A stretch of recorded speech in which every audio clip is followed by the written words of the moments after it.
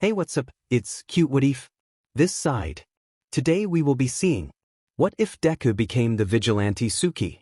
Before we move ahead with the FIC, leave a like and subscribe to the channel for future what ifs like this. 7 years ago, Izuku jolted awake at the sound of banging on his bedroom door. Inko called out to him, urging him to hurry. Being the obedient child he was, Izuku climbed out of bed and opened the door.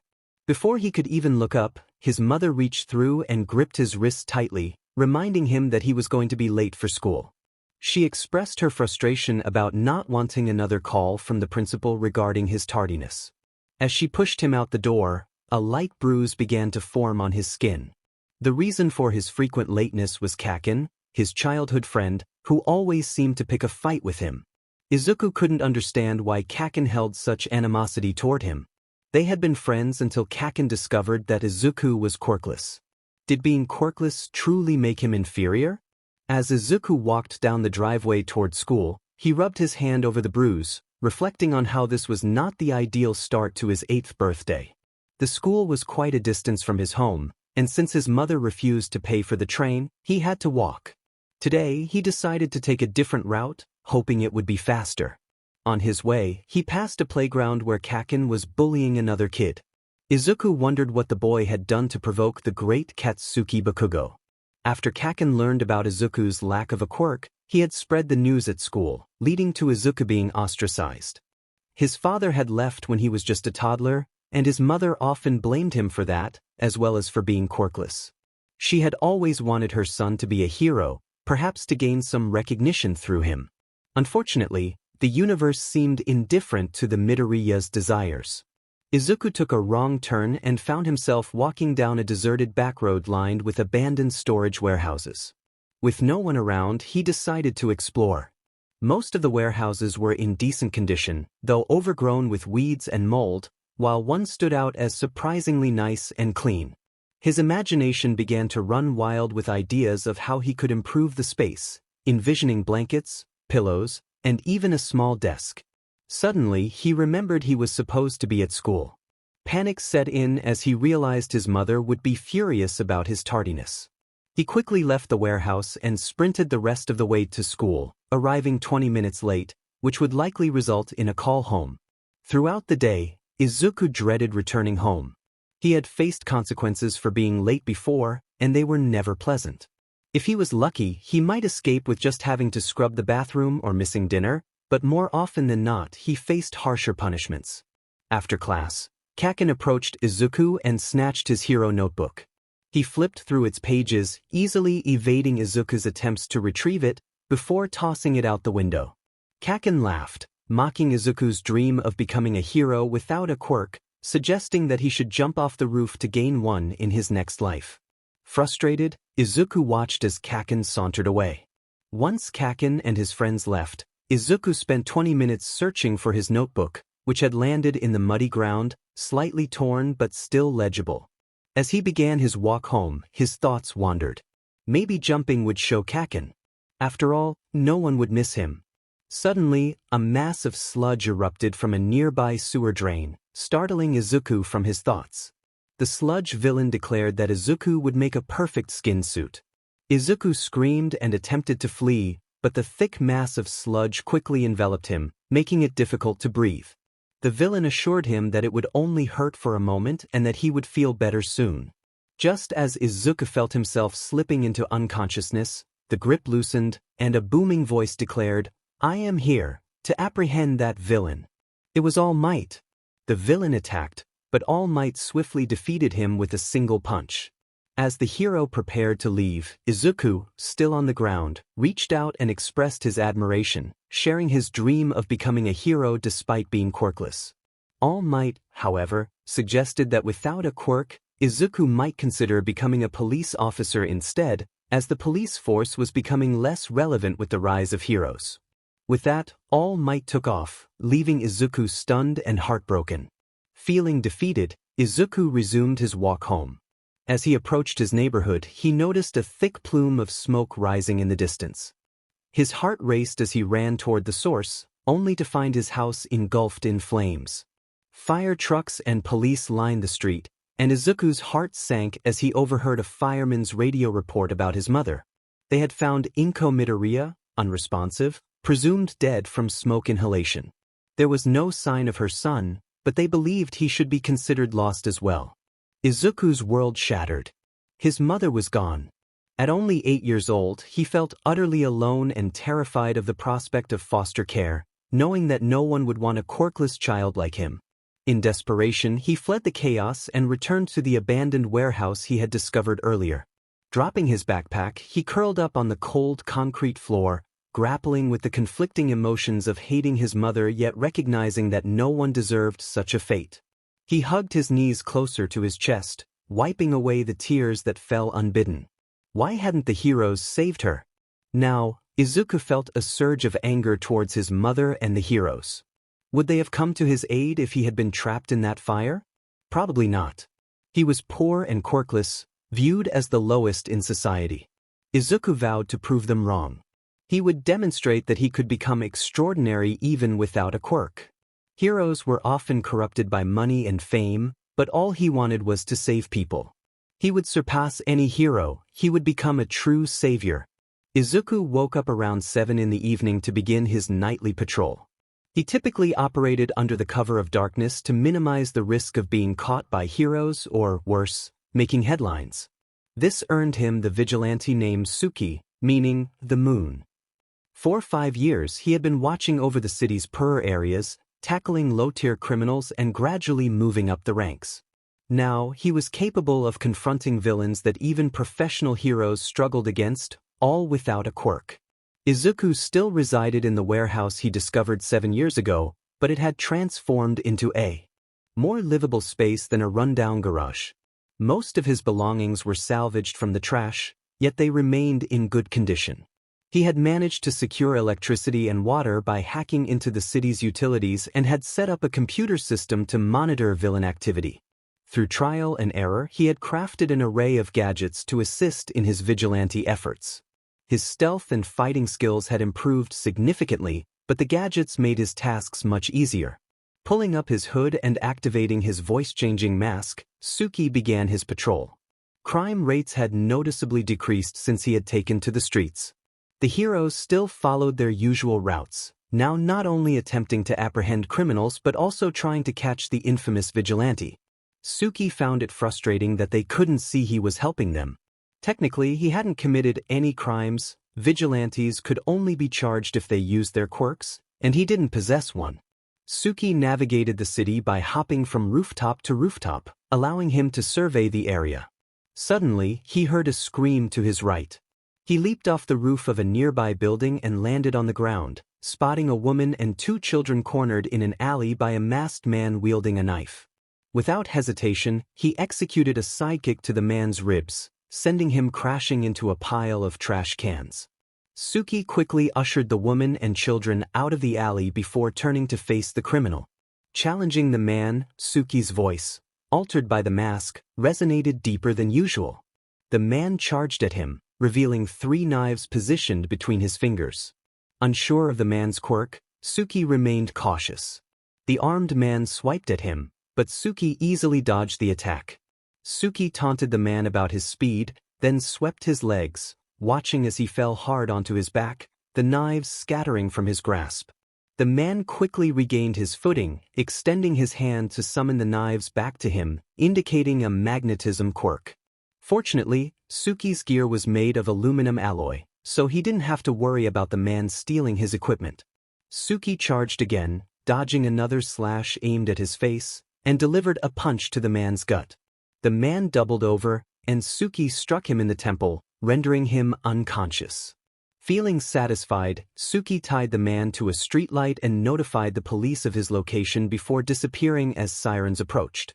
Moments later, he was back on the roof, ensuring the woman and children made it home safely. After half an hour without incident, he decided to take a break and wait for the evening rush of villains. Around 10 o'clock, Tsuki resumed his patrol, anticipating the emergence of higher-ranked villains. He glided from roof to roof, scanning the alleys for trouble. He soon encountered a beast-like figure robbing a 24-hour convenience store. Calmly, he descended from the building and entered the store. With a playful remark about the beast's choice of snacks, Tsuki caught its attention. The creature's eyes widened in recognition.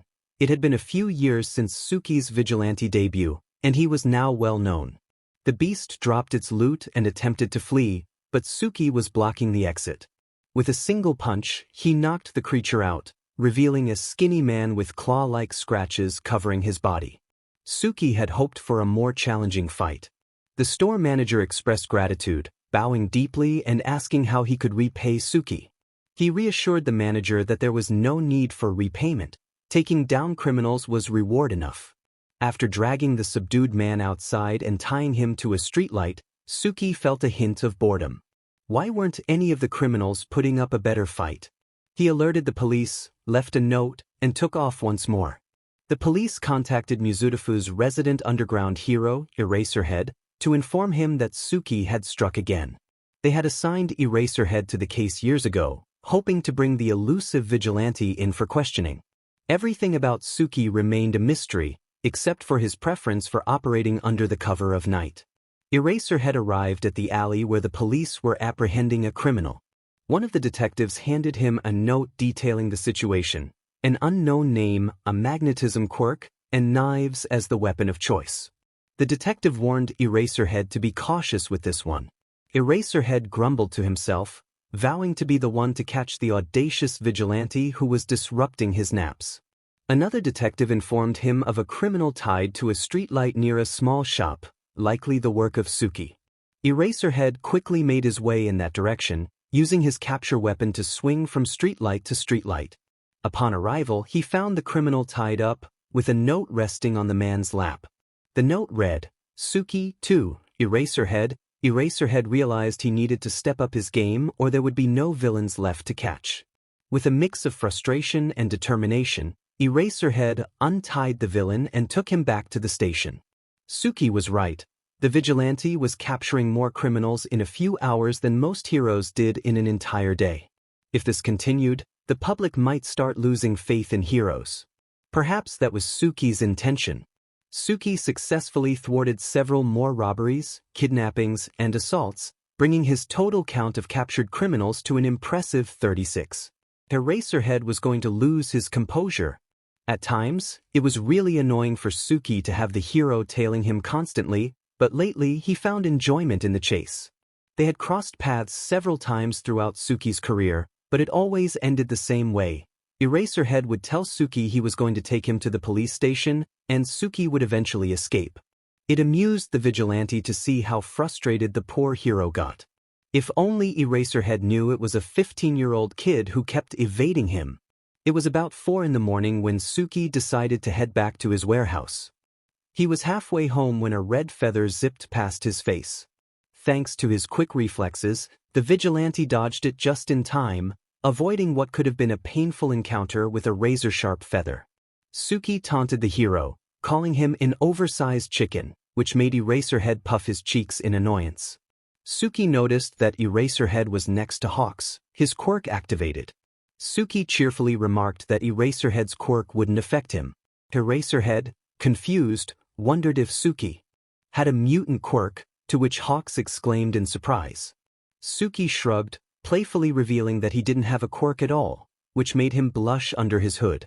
Hawks, eager for action, shot toward Tsuki with a sword-like feather in hand. Eraserhead shouted for Hawks to wait, but Tsuki smiled and ran straight at the hero. Before Hawks could grab him, Tsuki slid on his knees, evading the attack. Hawks, not paying attention, flew right into a chimney. Tsuki yelled that it didn't count as attacking a hero. With Hawks still in shock and Eraserhead busy calling for backup, Tsuki seized the opportunity to run, gaining a lead of 3 rooftops before they realized he had escaped. Having run the streets of Mizurufu countless times, Tsuki knew the city like the back of his hand. He had even created some secret passageways.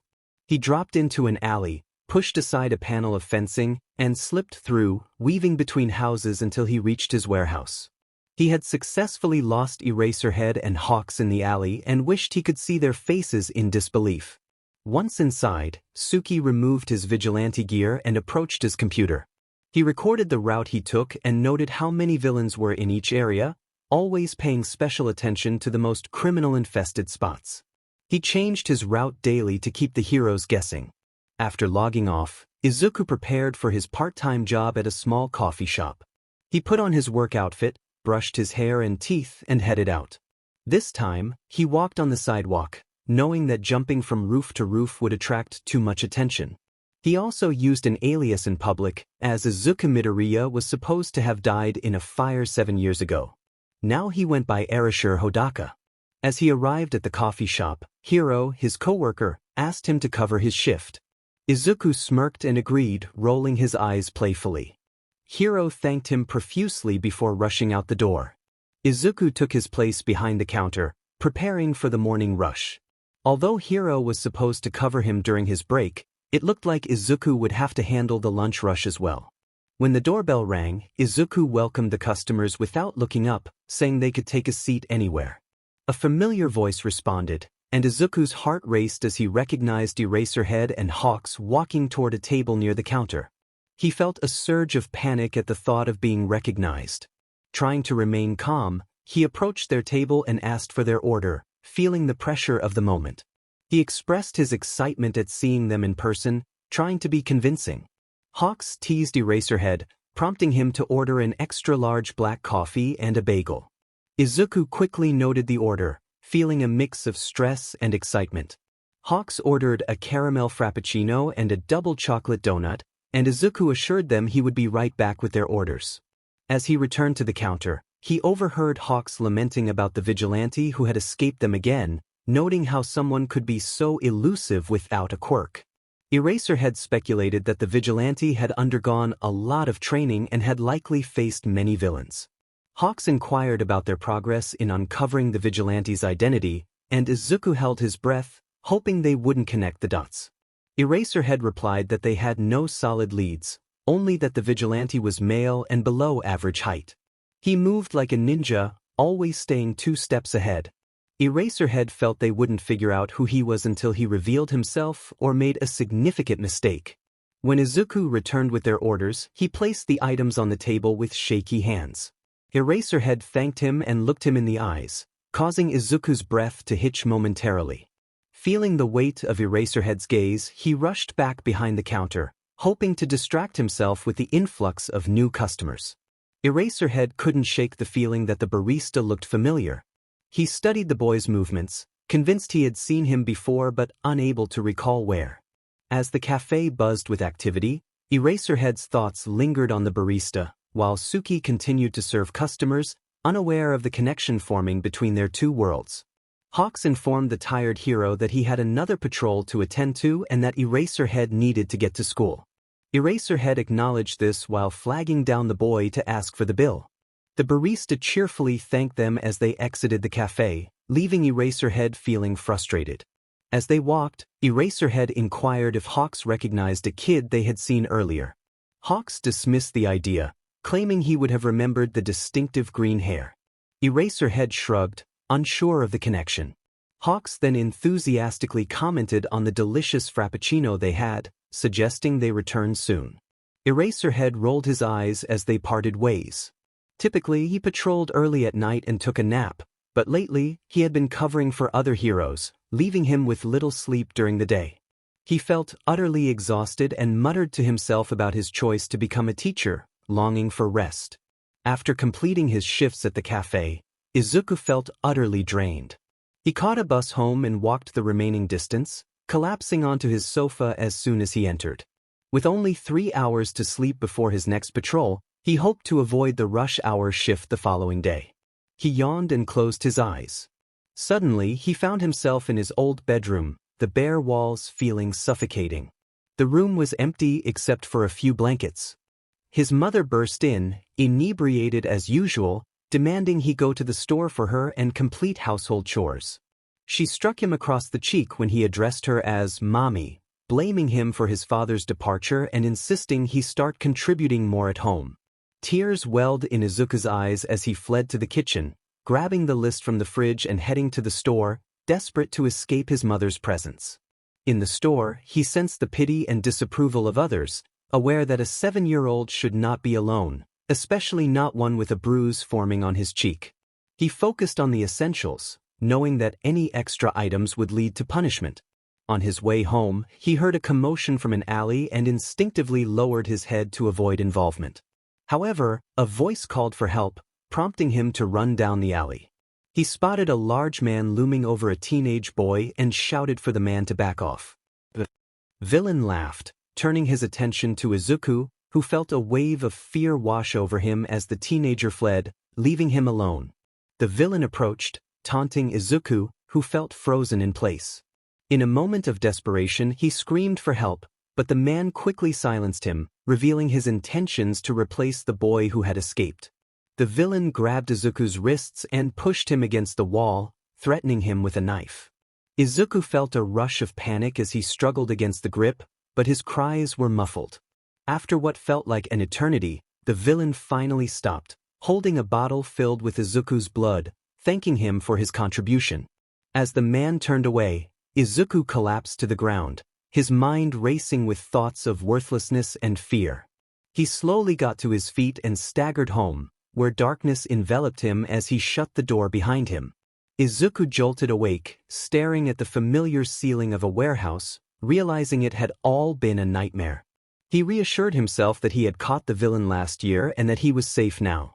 As the tears subsided and his breathing steadied, he donned his vigilante gear, determined that fighting villains would help clear his mind. Tsuki began his patrol as usual, taking down low-tier villains. He decided to venture into a poorer part of the city, where he noticed a man dragging a little girl in a tattered dress. The girl's fearful expression caught his attention, and he observed the man's black trench coat and mask, along with a van nearby.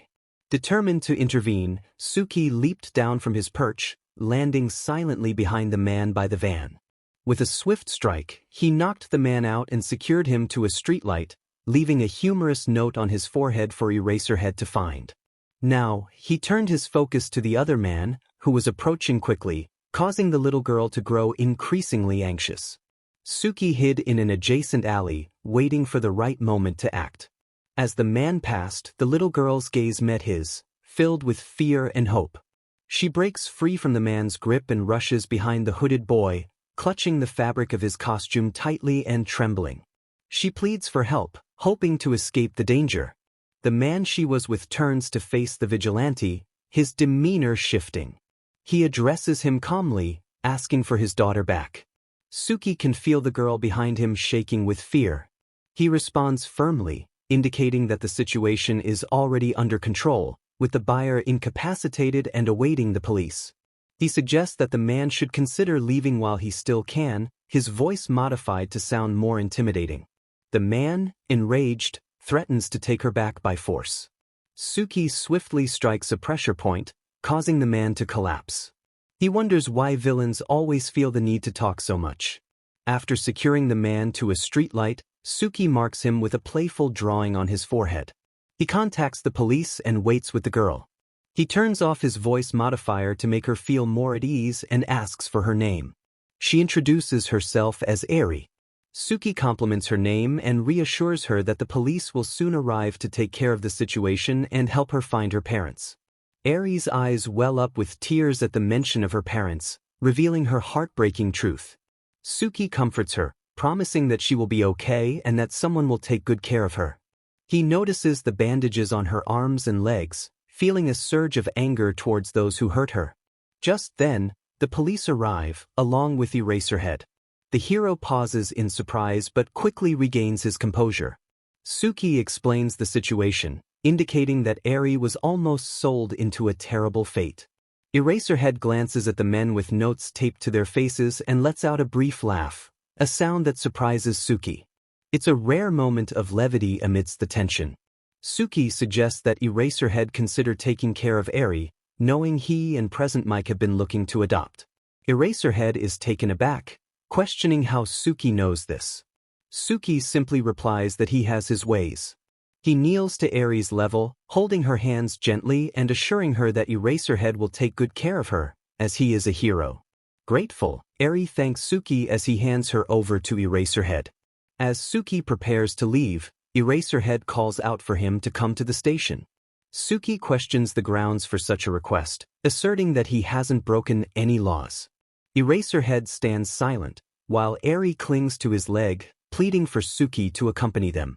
Tsuki realizes he cannot refuse her request, especially with her innocent eyes looking up at him.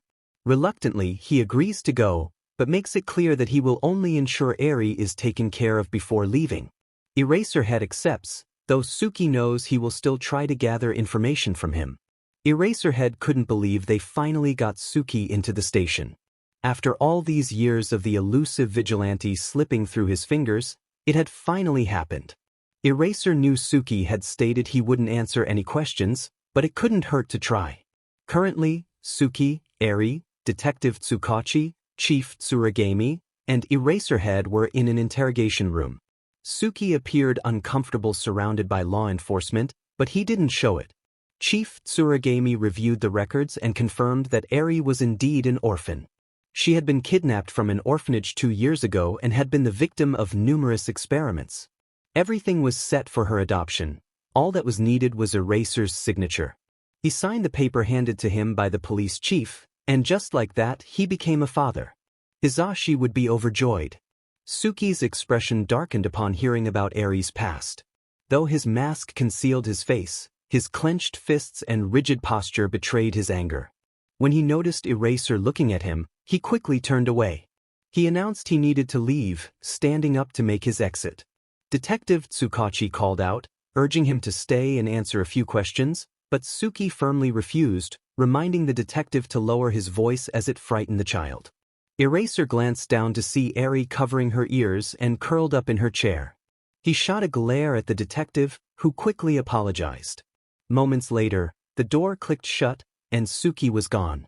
1 week later, Eri had fully moved in with Hizashi and Aizawa. They were thrilled to have a little girl in their lives. Unfortunately, Aizawa still had to work nights, leaving Hizashi at home with her. As Eraserhead patrolled the area, he noticed nothing out of the ordinary. He encountered Hawks on his route, and they decided to stick together. Although Eraserhead typically preferred solitude, he found Hawks tolerable, though he would never admit it. Hawks greeted him enthusiastically, asking how things were going. Eraserhead replied that it had been busy with their daughter moving in. Hawks nearly walked into a mailbox in surprise when he learned about the new addition to Eraser's family, expressing mock hurt that he hadn't been informed sooner. Eraser rolled his eyes, and they continued on their patrol. The heroes managed to thwart a few robberies and 1 kidnapping, but there had been little action since Tsuki had taken to the streets. Suddenly, Eraserhead heard faint meowing from an alley and dropped down from the roof he was on, unable to resist his weakness for cats. Hawks questioned his actions, reminding him that he already had a couple of cats at home. Eraserhead dismissed him, but Hawks continued to insist that Hizashi wouldn't tolerate any more pets, especially now that they had a child. Just then, Hawks fell silent, his attention drawn to the alley. A few minutes earlier, Tsuki's patrols had been uneventful. He had captured 20 villains in 3 hours, leaving behind his signature notes. With no trouble in sight, he decided to walk home, letting his guard down. However, as soon as he landed, he found himself caught in a strong embrace. Reacting quickly, Tsuki dropped into a squat and elbowed his attacker in the ribs, causing them to release him. He turned and delivered a punch to their face, breaking their nose. The villain retaliated with a powerful right hook, which Tsuki dodged, but she anticipated his move and struck him with a steel-toed boot. The impact crunched his voice modifier and cut his lip. Frustrated, Tsuki launched himself at the villain, landing a punch to her chest, likely breaking a rib in the process. She shouted in anger, grabbing his wrist, and in that moment, Tsuki's mind spiraled into a dark place filled with trauma. His wrists had always been sensitive, and the villain's grip intensified his memories of past abuse and bullying. Overwhelmed, he began to scratch at his wrists, muttering to himself, lost in a haze of pain and despair. The villain, realizing she had incapacitated him, fled to tend to her wounds. Tsuki wanted to pursue her, but he couldn't stop shaking, his mind flooded with haunting memories. The voices grew louder, and he felt trapped in his own mind. In a moment of desperation, he screamed for it all to stop. Eraserhead and Hawks stumbled upon a battered-looking Tsuki. The vigilante was crouched in the alley, holding his head and shaking back and forth. Hawks looked at Eraser, his eyes filled with concern as he observed Tsuki. The boy's voice revealed his youth. Eraser approached Tsuki and knelt down, reaching out to touch him, but the vigilante jerked his head up. His eyes were red with tears and wide with fear. Eraser reassured him, saying it was just him, Eraser, and urged the boy to calm down. At the mention of kid, Tsuki jumped up and pressed his back against the wall, trying to distance himself from the hero. Eraser continued to speak softly, telling Tsuki they were there to help him. He moved closer, raising his hands slowly, but the boy flinched. The hero paused, and Tsuki turned away, eyes tightly shut. Eraser placed his hand on Tsuki's shoulder and pulled him close, assuring him he was safe and that no one would hurt him. Feeling the boy's arms wrap around his waist, Eraser held him tighter, trying to comfort the distressed vigilante. After a few minutes, Tsuki's breathing returned to normal, and Eraser pulled away. Hawks approached the boy numbly and offered him a brief, meaningful hug. Eraser gently peeled Hawks away from Tsuki and asked how old he was. Tsuki paused for a moment, contemplating his response. He finally said he was old enough to know the horrors of the world. The heroes felt a pang in their hearts at his words. Eraser urged Tsuki to come with them, promising they could take care of him and help him move forward from whatever had happened in the past. Tsuki regained his composure and expressed his skepticism, noting that heroes had never bothered to help him before, so why would they care now? Eraser, confused, asked what he meant, but Tsuki dismissed it, stating he would be leaving. When Eraser reached out to stop him, Tsuki threw down a smoke bomb and vanished. Eraser looked at Hawks, who was visibly upset. Hawks lamented that Tsuki was just a kid who had endured so much and had lost faith in heroes. They needed to help him. Eraser placed a reassuring hand on Hawks' shoulder, acknowledging his concern. Tsuki ran back to his warehouse as fast as he could, feeling a mix of disbelief and fear that Eraserhead and Hawks had learned about him. He needed to lay low for a while and build a new voice modifier. He was determined to make those heroes pay for their intrusion. Izuku returned to the cafe, working full-time to save enough money for the parts he needed. He was earning a good amount from his wages and tips, often working alone due to Hiro's poor work ethic. During the morning rush, Izuku found himself alone when he spotted two familiar figures entering the cafe. Eraserhead and Hawks took a seat, waiting for someone to take their order. Izuku felt a rush of panic. He was the one to serve them. He approached their table awkwardly, smiling and gesturing to the menus, but he couldn't speak without revealing his identity. Hawks ordered a caramel frappuccino and an egg sandwich, to which Eraserhead responded dryly about cannibalism. Hawks protested loudly, insisting he was not a chicken. Despite himself, Izuku laughed, and Eraserhead chuckled as well. Hawks shot Eraserhead a glare before glancing at Izuku, who quickly stifled his laughter and tried to maintain a smile. Eraserhead began to order, but Hawks interrupted, playfully finishing for him. Izuku nodded, letting them know their order would be ready soon. He took his time, hoping to simply drop off their order, but luck was not on his side.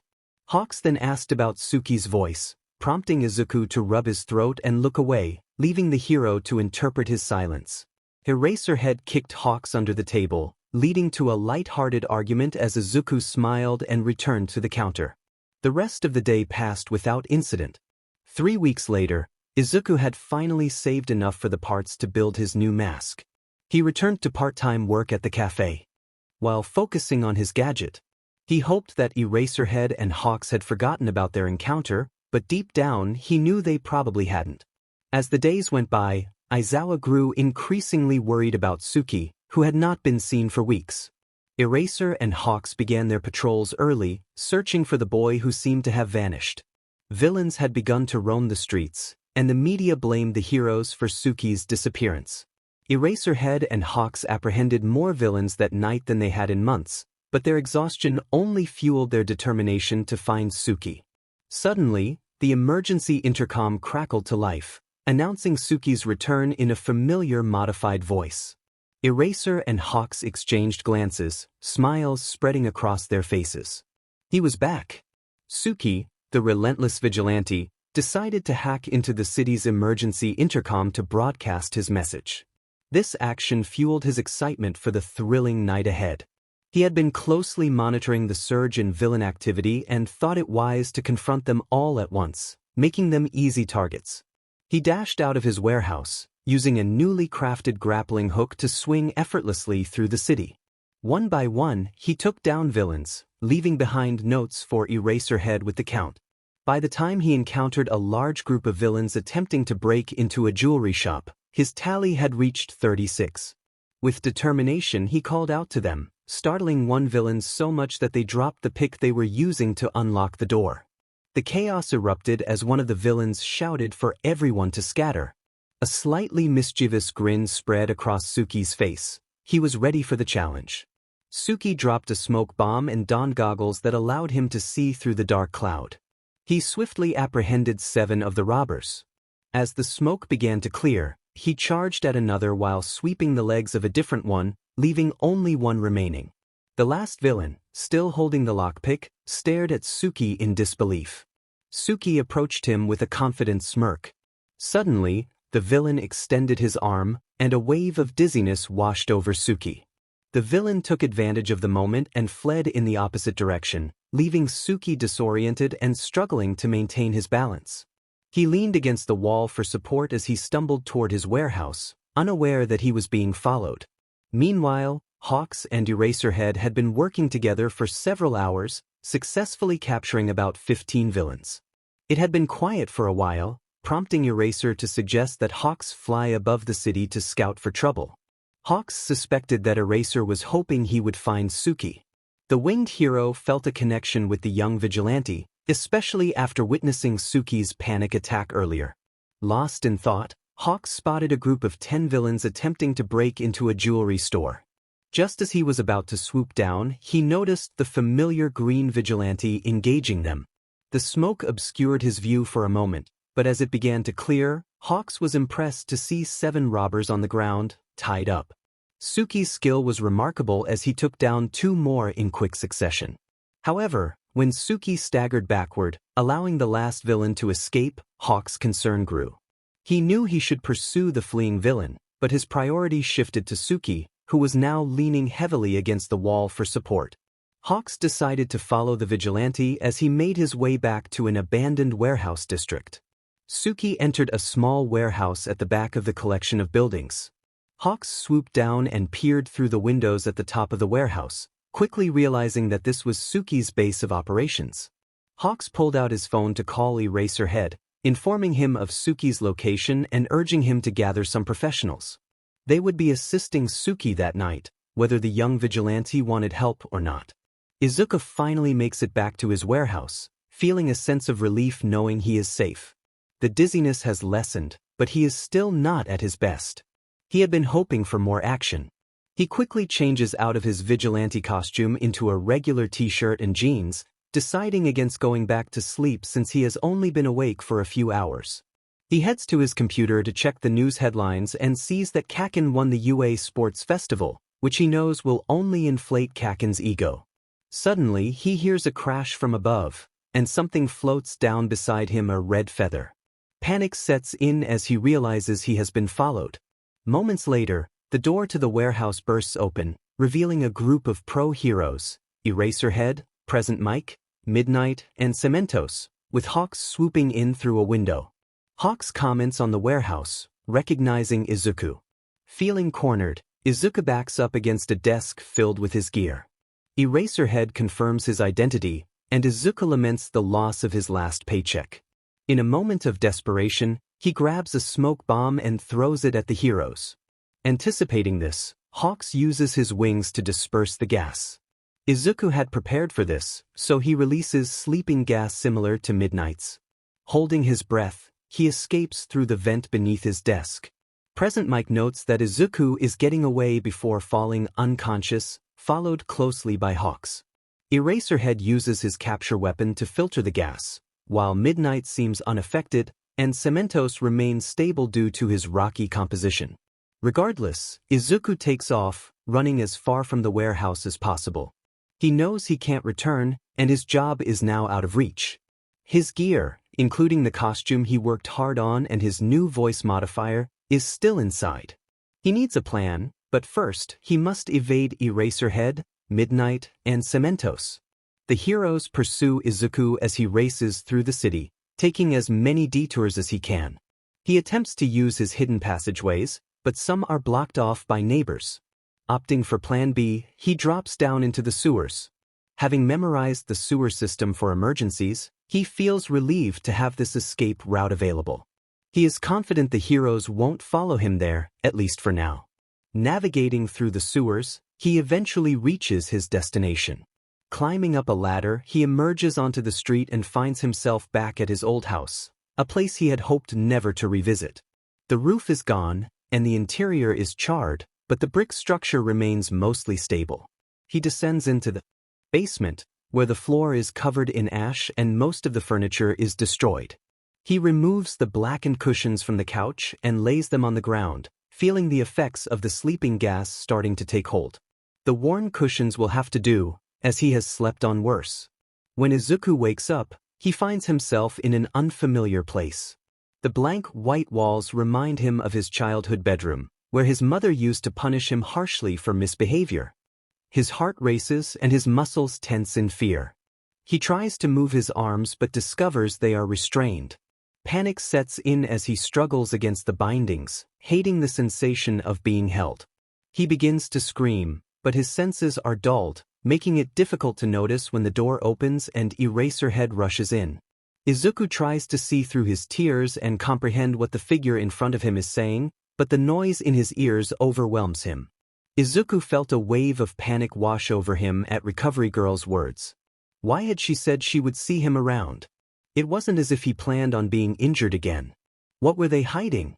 Eraser explained that he had enrolled Izuku in UA High School, where Recovery Girl worked, so he would likely encounter her again. Izuku was taken aback. He questioned why he had been enrolled when he didn't even have a quirk. No one had ever heard of a quirkless hero. Even as a vigilante, people assumed he had a quirk that he kept hidden. He felt that no hero would accept him as a student after everything he had done. Although he had never killed anyone, he had injured people, and his methods were far from heroic. He couldn't just abandon his vigilante work. Crime rates would soar without him. Besides, he believed he already knew everything they would teach, so what was the point? Eraser asked if Izuku was done speaking, to which he nodded, feeling embarrassed. Eraser continued, stating that Izuku had proven to be an incredible force even without a quirk. He mentioned that Izuku's techniques could use some refinement, which was why he was enrolled in the hero course. He assured Izuku that the heroes would be happy to work with him as long as he didn't go too far. They could discuss his vigilante work later. Izuku was still unsure about this situation.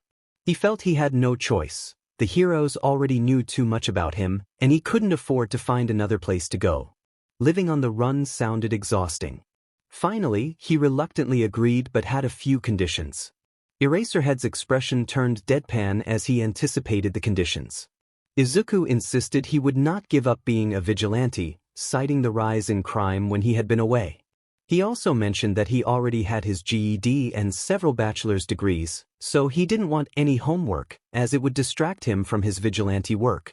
Lastly, he wanted all his belongings returned and any security removed from his warehouse. Eraser sighed, agreeing to discuss his vigilante work with Principal Nizu and allowing him to skip homework. However, he stated that Izuku could not move back into the warehouse. Izuku protested, unable to comprehend why he couldn't return to the only home he had known for the past 7 years. Eraser explained that Izuku had been illegally obtaining water and electricity for the warehouse, was underage, and had been using it as a base for illegal activities. It was also unsafe for a child to live so far away from others. Aizawa stood outside Midoriya's door, having unintentionally overheard their conversation. He felt a sense of responsibility as Midoriya's new legal guardian and wanted to help him, but he needed to know more about the vigilante's past. Before Aizawa could get lost in his thoughts, Midoriya's voice called out, acknowledging that he knew Aizawa was listening and inviting him in. Aizawa entered the room, leaning against the wall, and asked Hitoshi to put Eri to bed so he could speak with Midoriya. Hitoshi rolled his eyes but complied. Midoriya inquired about the purpose of their conversation, and Aizawa explained that it was about him. Midoriya expressed frustration, feeling that the topic had already been exhausted. Aizawa acknowledged that what Midoriya had shared with Hitoshi clarified some things but still left many questions unanswered. He understood that being a hero was demanding, especially without proper preparation. He wanted to know how Midoriya had become so skilled in such a short time and what experiences had made him seem older than he was. Midoriya clarified that he was not a hero but a vigilante who saved people and fought crime. He explained that life had been his preparation, and he had learned from the hardships he faced from a young age. He had observed his attackers, analyzing their moves to learn how to combat them. He had then applied that knowledge on the streets. He felt that his experiences had made him seem older than he was, and he was frustrated by the questions. Aizawa apologized for comparing him to heroes and sought to regain Midoriya's trust. He encouraged Midoriya to elaborate on his past, particularly the scars on his wrists. Midoriya hesitated, hiding his wrists and looking down. Aizawa reassured him that he was only trying to help, and eventually, Midoriya admitted that he had received those scars from a villain. Izuku felt emotionally drained after his conversation with Hitoshi, and Aizawa's probing questions only added to his discomfort. He considered expressing his frustration but quickly realized the kindness Aizawa had shown him. The hero had saved his life and offered him a place to stay and food without expecting anything in return. It felt disrespectful to lash out at someone who was genuinely trying to help. However, his scars represented more than just physical marks. They were reminders of his past struggles and failures. Izuku remained silent, grappling with the weight of his experiences. Aizawa acknowledged that recalling such painful memories was difficult, but he urged Midoriya to share them before they consumed him from within. Izuku reflected on how he might not be alive if it weren't for Hisashi. Hisashi had been there for him during a time when no one else was. Opening up to him had made the burden of his pain much more manageable. It had felt overwhelming, but Hisashi had noticed and offered his support. Now, Izuku wanted to extend that same kindness to someone else. He assured the person he was speaking to that they were not alone anymore. They had him, Hisashi, Eri, and Hitoshi. They were now part of a family that would be there to help in any way possible. Izuku nodded, feeling tears welling up in his eyes. He squeezed them shut and took a shaky breath. He recalled a moment from his past, a shopping trip when he had heard someone scream for help. He had rushed to assist, despite lacking real fighting experience at the time. A villain had been looming over a victim, ready to strike, but Izuku's arrival startled him. The villain had a paralysis quirk, leaving Izuku frozen in place.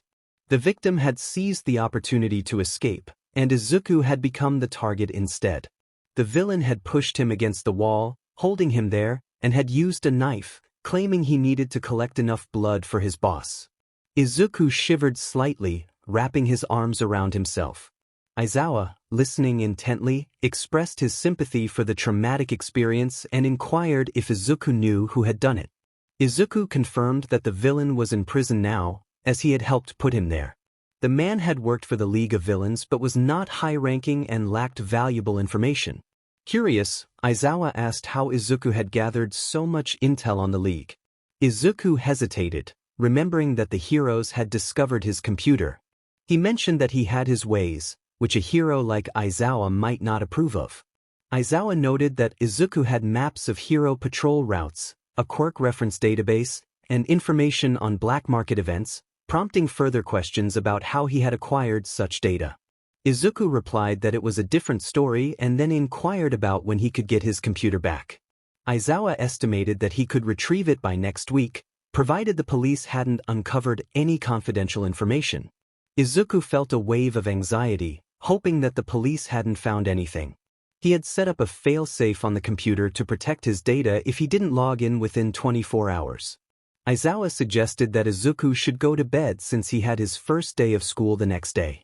Izuku felt a knot of nerves at the thought of returning to school, filled with people, judgments, and bullies.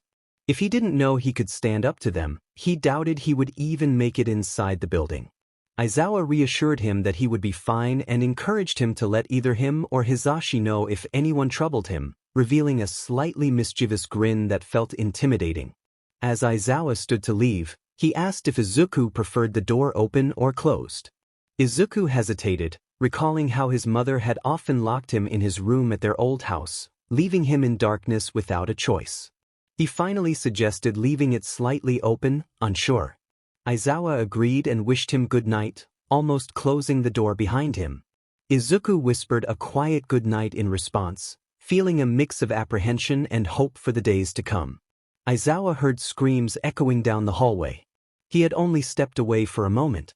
Rushing into Midoriya's room, he found the boy thrashing and crying out in distress. Aizawa approached the bed, attempting to calm him. He spoke gently, assuring the boy that he was safe, but it was clear Midoriya couldn't hear him. In a moment of desperation, Aizawa undid the restraints that had been keeping the vigilante from fleeing. Instantly, Midoriya's hands moved to his chest, scratching at his wrists. The screams faded as he curled into a ball, tears streaming down his face. Aizawa reached out, rubbing soothing circles on his back to help him relax. As Midoriya's breathing steadied, his sobs turned into silent tears. He lay back, his hands still close to his chest. Aizawa checked in on him, asking if he was with him. Midoriya stuttered a response, taking a shaky breath and asking where he was. Aizawa explained that he was in a hospital, rescued after being found bleeding on the floor of his old house. Midoriya lifted his shirt to inspect the remnants of the knife wound, troubled by the sight of the scar before lowering it again. He expressed concern about the cost of his treatment, but Aizawa recognized that the boy's distress stemmed not from the scar but from something deeper. Aizawa inquired about the events leading to his injuries. Midoriya recounted how he had been walking away from capturing 3 criminals when he sensed someone behind him. After a brief struggle, he had been attacked, sustaining serious injuries before collapsing on his way to retrieve a first aid kit. Aizawa nodded, acknowledging the futility of a first aid kit in such a situation. Midoriya managed a weak laugh, and Aizawa smiled slightly in response. Just then, Recovery Girl entered the room, having visited multiple times to tend to Midoriya's injuries. She greeted him cheerfully and asked how he was feeling. Midoriya's panic was evident, likely due to the absence of his vigilante persona. Aizawa reassured him that Recovery Girl was on their side and one of the few who knew his true identity. Midoriya relaxed slightly, stating he was fine. Recovery Girl informed him that his stomach was fully healed aside from the scar, his nose and leg were no longer broken but still bruised, and his arm had healed completely. Aizawa felt a sense of pride in her skill. Midoriya expressed his gratitude, surprised by the effort made on his behalf. Recovery Girl responded warmly, stating that it was no trouble at all and that he had needed help. With a cheerful farewell, she left the room. Midoriya sat in confusion for a moment, pondering Recovery Girl's parting words about seeing him around. Aizawa wished he could postpone this conversation for another time. Hitoshi listened in on his dad and Midoriya's conversation after putting Eri to bed. Midoriya had faced many challenges, and Hitoshi suspected they all had. His dad and Pops seemed to have a knack for rescuing those in need. Eri had come from a child trafficking ring, Hitoshi had escaped an abusive household, and Midoriya. Who knew what other hardships he had endured? He had been bullied and isolated, trying to carry on despite his trauma. Hitoshi sensed there was still much the vigilante was keeping to himself. He had managed to get his dad to ease up on recounting the story of a villain attack, clearly one of his most painful memories, but Hitoshi knew there was more beneath the surface. As he heard his dad start to get up, Hitoshi rushed across the hall to his room. His dad came in to say goodnight, followed by Pops a little later. Hitoshi felt fortunate to have such a supportive family. It was around 1 in the morning when Hitoshi was stirred awake by the sound of creaking stairs. It wasn't his dad or Pops, as their room was downstairs, and it certainly wasn't Eri, whose footsteps were much lighter. It had to be Midoriya. With a sigh, Hitoshi climbed out of bed and crept down the stairs, finding the boy standing on the front steps. He wondered if Midoriya was contemplating running away. Midoriya didn't flinch at the sound of Hitoshi's voice, indicating he had sensed his presence. He assured Hitoshi that he wouldn't dream of leaving. Hitoshi settled down next to Midoriya, who then remarked on the beauty of the sky. Hitoshi agreed, noting how stunning it was, especially after feeling trapped in his own home for so long. Since Midoriya had shared parts of his story, Hitoshi felt it was only fair to do the same. Midoriya glanced at him, perhaps too shy or polite to ask for more details, but Hitoshi continued. He shared that his biological parents had not been the best people, a sentiment he suspected Midoriya could relate to. His quirk, which allowed him to take over someone's mind, had made his parents fearful and ashamed. They kept him hidden from the world, often resorting to harsh discipline to enforce their beliefs. One fateful night, when his dad and pops were patrolling the neighborhood, he had broken a window to get their attention. They had come immediately, listened to his story, and rescued him. Now, his parents were in prison, barred from ever approaching him again. Midoriya was astonished to learn that Hitoshi had never been allowed outside. Hitoshi explained that they had lived in a small apartment without a private yard, and his parents feared he would misuse his quirk. He had never attended school until 5th grade, learning instead from public broadcasts and the internet. The transition to school had been tough, but with the patience of his teachers, he eventually fit in until his quirk became known, leading to bullying that resurfaced old feelings of shame. Despite that, he had made a few good friends who stood by him. High school had been different. Hitoshi found that people were less shallow and discriminatory, and the variety of quirks at UA was impressive. While some still avoided him, he genuinely enjoyed being there. Midoriya expressed his fears about returning to school after such a long absence, worrying about being bullied for being quirkless. Hitoshi reassured him that while some might be skeptical at first, once Midoriya showed his strength and determination, he would fit right in. If anyone dared to bully him, Hitoshi promised to ensure they regretted it. Midoriya smiled at Hitoshi's words, feeling a sense of camaraderie. Hitoshi wrapped his arm around Midoriya's shoulder, giving him a gentle hug. Though they had just met that day, Midoriya already felt like a brother to him. Hitoshi was determined to protect his siblings, knowing that Midoriya would do the same. Midoriya thanked Hitoshi, who simply replied that he was always there for him. Izuku flinches at the old nickname. He knew Kaken went to UA, but he never thought they would be in the same class. He notices the students' eyes flicking from Kaken to him repeatedly, probably trying to understand what was happening. Kaken suddenly jumps up from his chair and stomps over to him. Izuku feels a bit shaky. The blonde stops right in front of him, his eyes glistening with emotion. Suddenly, Izuku finds himself wrapped in a hug, leaving him confused. He thought Kaken hated him. Kaken's voice is gruff and full of emotion as he expresses his relief, saying he thought Izuku had died.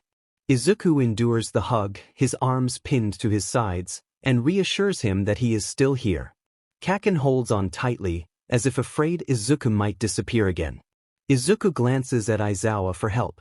Aizawa instructs Kaken to let Midoriya go and return to his seat. Kaken releases him but keeps his gaze fixed on Izuku as he walks back. Aizawa clears his throat and introduces Izuku to the class, noting that he is much smarter than them and capable of surprising them all. He emphasizes that Izuku is there to become a hero and should be treated like any other classmate. The introduction leaves Izuku feeling overwhelmed. A student with blue hair and glasses questions why they should treat Izuku any differently if he is indeed smarter and more capable. Aizawa explains that Izuku is there to obtain his hero's license and will answer any other questions in his own time. He directs Izuku to take a seat in front of Kaken. As Izuku walks to his seat, he feels the weight of many eyes on him, making him feel like an intruder. When homeroom ends, Aizawa leads the students to the training grounds for hero training, mentioning that another teacher will join them shortly, which excites the class. Izuku has a hunch about who it will be, and his suspicion is confirmed when a burly man with gravity-defying hair appears on the field. All Might. All Might greets the students enthusiastically, scanning the class until his eyes land on Izuku. He stares at the boy for a solid minute, and Izuku stares right back, while the rest of the class watches the exchange awkwardly.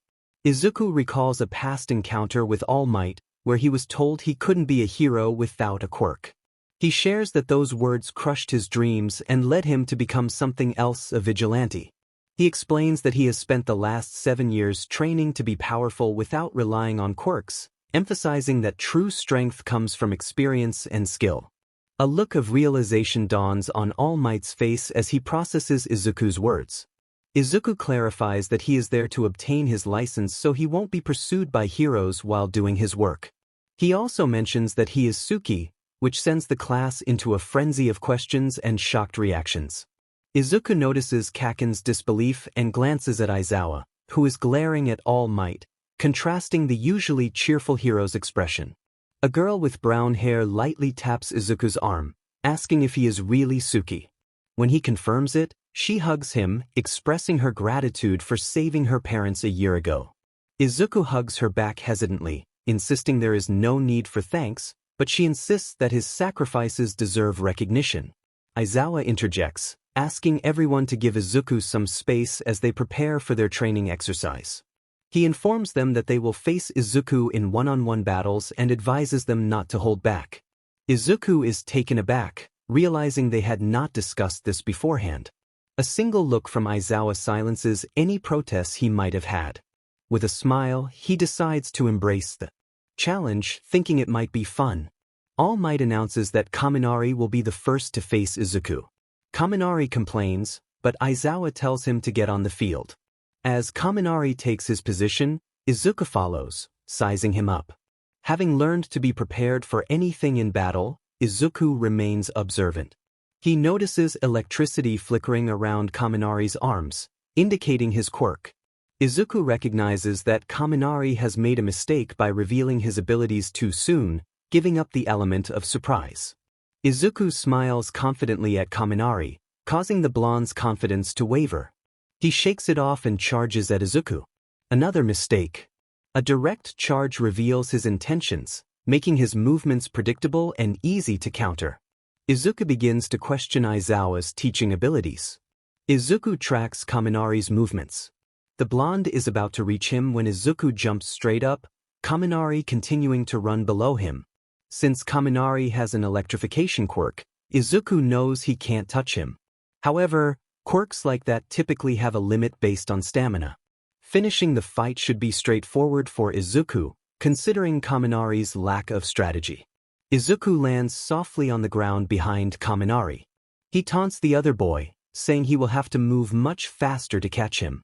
Kaminari crouches, and Izuku anticipates the attack. He leaps as far away as possible just as Kaminari releases a large blast of electricity. A few bolts of lightning narrowly miss Izuku, but he manages to dodge them. He lands safely, while Kaminari lies face down in the dirt. Kaminari rolls over, gives a thumbs up, and flashes a goofy smile. It seems he is down for the count. With the match concluded, Aizawa announces that Midoriya wins and the next competitor is Hagakure. This should be interesting. Izuku senses a presence beside him. She is invisible. Aizawa is right. This will be intriguing. The match begins. Izuku closes his eyes, feeling the air shift to his left. He dodges what he assumes is a jab to his stomach. He kicks out his leg, feeling a body fall over it. Just as he is about to pin Hagakure down, he loses track of her. Izuku jumps back to his feet, eyes still closed, and expands his senses. He catches a hint of lilac-scented perfume and dives in that direction. His arms close around Hagakure, and they tumble to the ground. Her limbs flail, making it difficult for Izuku to catch them without sight. He loses his balance, and she kicks him over her. He lands hard on his back. A dark smile creeps over Izuku's face. What's on? Izuku rolls backward to his feet and assumes a fighting stance. He struggles to locate the invisible girl again. Opening his eyes, he sees dust still floating in the air from their earlier wrestling match. A faint outline approaches through the cloud of dirt. Izuku runs to the figure's left, pretending he doesn't know where she is. When her guard drops, he executes a spinning back kick, landing it right in Hagakure's stomach. She falls, and he pins her to the ground. With the match concluded, Izuku continues to face each student. He identifies distinct weaknesses in every one of them and exploits them. Aoyama lacks stamina and hand-to-hand combat skills. Mina uses her acid in predictable ways. Azui takes too long to react. Ida is not very agile. Uraraka lacks confidence. Ojiro overlooks his arms and legs. Kirishima exhausts himself too quickly. Koda is too anxious to strategize. Sato loses his quirk's effects too soon. Shuji takes too long to manipulate his arms. Jiraiya needs to improve her short-range combat. Zero's quirk is ineffective in an open area. Tokoyami's dark shadow is weakened by sunlight. Mineta has poor aim, and Yaoyorozu takes too long to create items.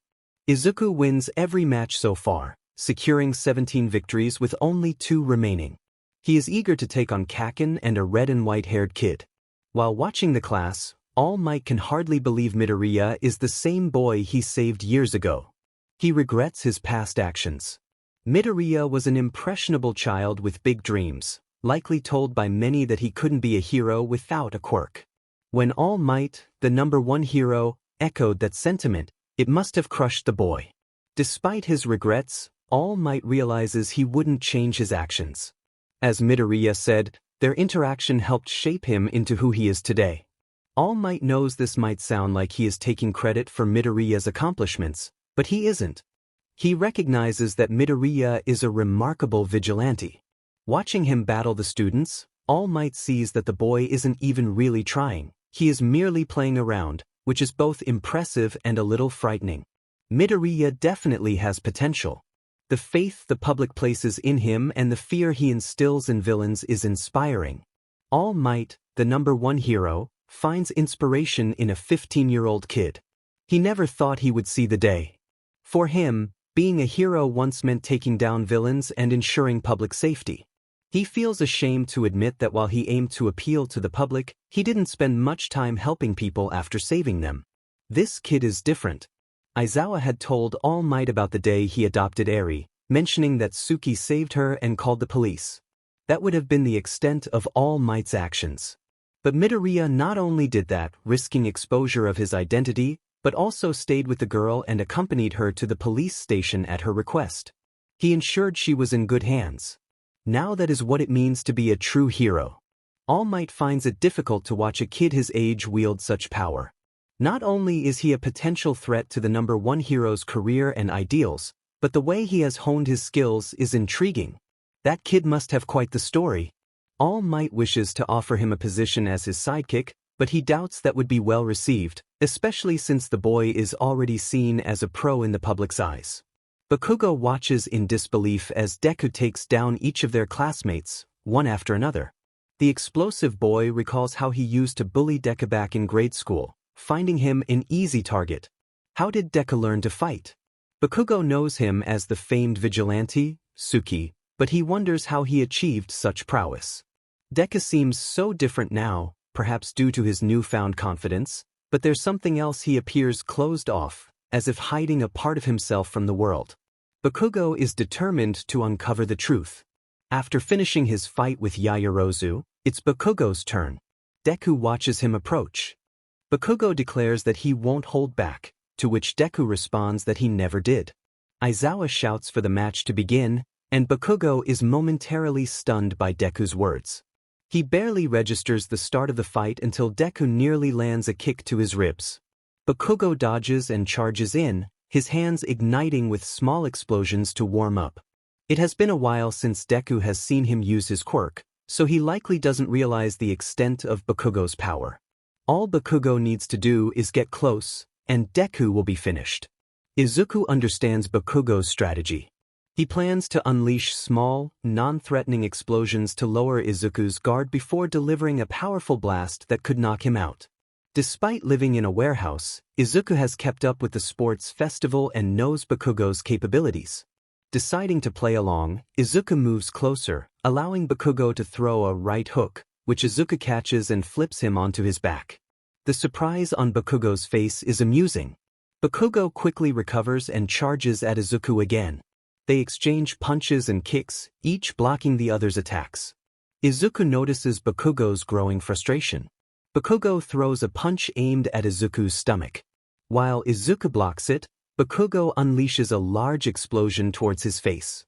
It stings, but Izuku has built a high tolerance for pain and spits out the blood pooling in his mouth. He taunts Bakugo, stating that he cannot defeat him and that none of their classmates can. Izuku dodges Bakugo's explosion by falling into a backbend and then springs back up to his feet. Izuku sees anger flash across Bakugo's face, which only fuels his desire to provoke him further. He comments that Bakugo has grown too accustomed to overpowering those weaker than him, and now that he faces someone stronger, he is at a loss. He advises Bakugo to think as well as fight, knowing that a flashy quirk alone won't save him without strategy. This serves as both an insult and a piece of valuable advice. Bakugo shouts back, insisting that Izuku doesn't know as much as he thinks. It seems Bakugo isn't ready to take the advice, so Izuku decides to end the match quickly. Bakugo charges again, feinting to the left before propelling himself over Izuku's head and launching a massive explosion. Izuku, however, is faster and evades the blast. Bakugo's furious exclamation of confusion is met with laughter from their classmates. Seizing the moment, Izuku zigzags towards Bakugo, sliding behind him and taking him down. Bakugo lands face first in the dirt, with Izuku pinning him down. Aizawa announces Izuku as the winner. After getting off Bakugo, Izuku extends a hand in a gesture of sportsmanship, though he can't deny a hint of mockery. Bakugo scoffs, pushing himself up and bumping into Izuku as he walks off the field. All Might announces the next match, calling for young Todoroki. Izuku recognizes Todoroki as the son of Enji Todoroki, the number 2 hero, Endeavor. The boy with red and white hair approaches, revealing a large scar on the left side of his face, a mark that suggests a significant backstory. Izuku extends his hand in introduction. Todoroki seems somewhat indifferent, but his eyes reveal a flicker of excitement as he shakes Izuku's hand, which feels exceedingly cold. Izuku analyzes Todoroki's quirk based on his appearance, speculating that he must have inherited a fire quirk from his father and an ice quirk from his mother. Perhaps his abilities are a combination of both, though Izuku recalls that Endeavor's other children only inherited one quirk each. He resolves to figure it out soon enough. Stepping back into a fighting stance, Izuku notices that Todoroki mirrors him, both stances leaving no openings. Aizawa declares the match to begin, and Todoroki wastes no time closing the distance between them. Once in range, he shoots ice at Izuku, who dodges it with ease. Izuku had expected more from the son of the number 2 hero. Todoroki continues to fire off poorly aimed attacks, leaving Izuku uncertain if he has a strategy or is merely trying to buy time. As the match progresses, Izuku begins to grow bored when Todoroki launches a giant ice wall at him.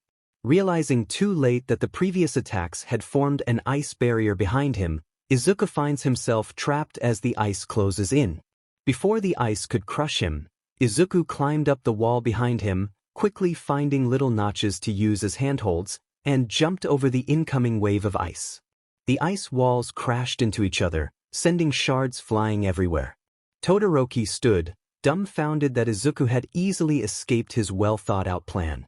It was clear that the ice user had executed it skillfully, showcasing his power, but Izuku could tell it had drained a lot of his stamina. The vigilante taunted Todoroki, questioning if that was all he had. Realizing his long-range approach wasn't effective, Todoroki decided to get closer. He unleashed short-range attacks, attempting to freeze Izuku to the ground. However, Izuku was too quick, managing to evade most of the attacks, though one managed to freeze his leg. Even with one leg immobilized, Izuku moved around with ease as the cold didn't bother him much. He had endured years in a warehouse without heat during the coldest winters. Seizing the moment, Izuku aimed to strike, believing Todoroki had dropped his guard after freezing his leg. But Todoroki swiftly dodged and froze Izuku's other leg, pinning him down. Izuku fell to the ground, and Aizawa was about to call the fight when Izuku looked at him and winked. The teacher smiled, sensing that things were about to get intense. Midoriya lay on the ground, his legs frozen together. Despite this, Mr. Aizawa did not call the fight. Todoroki approached to finish it, preparing to freeze the rest of Midoriya's body. But suddenly, the vigilante launched himself up from the ground, flipping in midair and landing gracefully behind Todoroki. The impact shattered the ice binding his legs. Although he couldn't bend his knees, he was still a formidable opponent. Todoroki realized that his ice alone wasn't enough to defeat Midoriya, but he hesitated to use his fire due to a promise he made to himself. He subconsciously touched the scar on his face, an action that did not go unnoticed by Midoriya. The vigilante urged Todoroki to use his fire, insisting that he couldn't hope to become a great hero without utilizing his full power. Todoroki recognized the truth in Midoriya's words. He was allowing his conflict with his father to hinder his growth. He wanted to surpass All Might while Todoroki simply wished to prove himself stronger than his father. As rage built up inside him, smoke began to curl from his palms until he was engulfed in flames. In that moment, the world and its expectations melted away, leaving only Midoriya and the training that would help him achieve his goals. Todoroki moved forward slowly, formulating a plan that combined both his ice and fire. He observed Midoriya's movements, noting that while he appeared relaxed, he was ready to spring into action. Todoroki unleashed a burst of flames, anticipating Midoriya's reaction, and sent a pillar of ice in the direction he expected Midoriya to dodge. The pillar struck the vigilante square in the chest, and Todoroki winced at the sound it made. Aizawa leaped forward, concerned for Midoriya's well-being. Midoriya assured him he was fine, though his voice was strained. He stood up, brushing off the impact, and declared that a few bruised ribs were nothing he couldn't handle. As his gaze shifted toward Todoroki, he felt a chill run down his spine. The intensity of the battle was escalating, and Todoroki wasn't sure he was ready. Izuku flashed Todoroki a chilling smile, surprised that his opponent had managed to land a solid hit. It was kind of fun, he thought, observing the determined look on Todoroki's face. Before he could think further, a wave of ice surged toward him. He jumped out of the way just in time, barely catching his breath as wave after wave of ice came at him. A shadow moved in front of him, and he looked up just in time to dodge a fire attack from above. Todoroki had likely used his ice quirk to gain higher ground while Izuku was distracted, a clever tactic. The two engaged in hand-to-hand combat. Izuku had to ensure that none of Todoroki's attacks landed, as they could cause significant damage. Fortunately, he was skilled in close combat. Todoroki's punches were fast, but he didn't utilize his legs much, allowing Izuku to dodge a punch aimed at his face and counter with one of his own. Todoroki doubled over, clutching his nose, and Izuku took the opportunity to kick him in the knee, sending him down.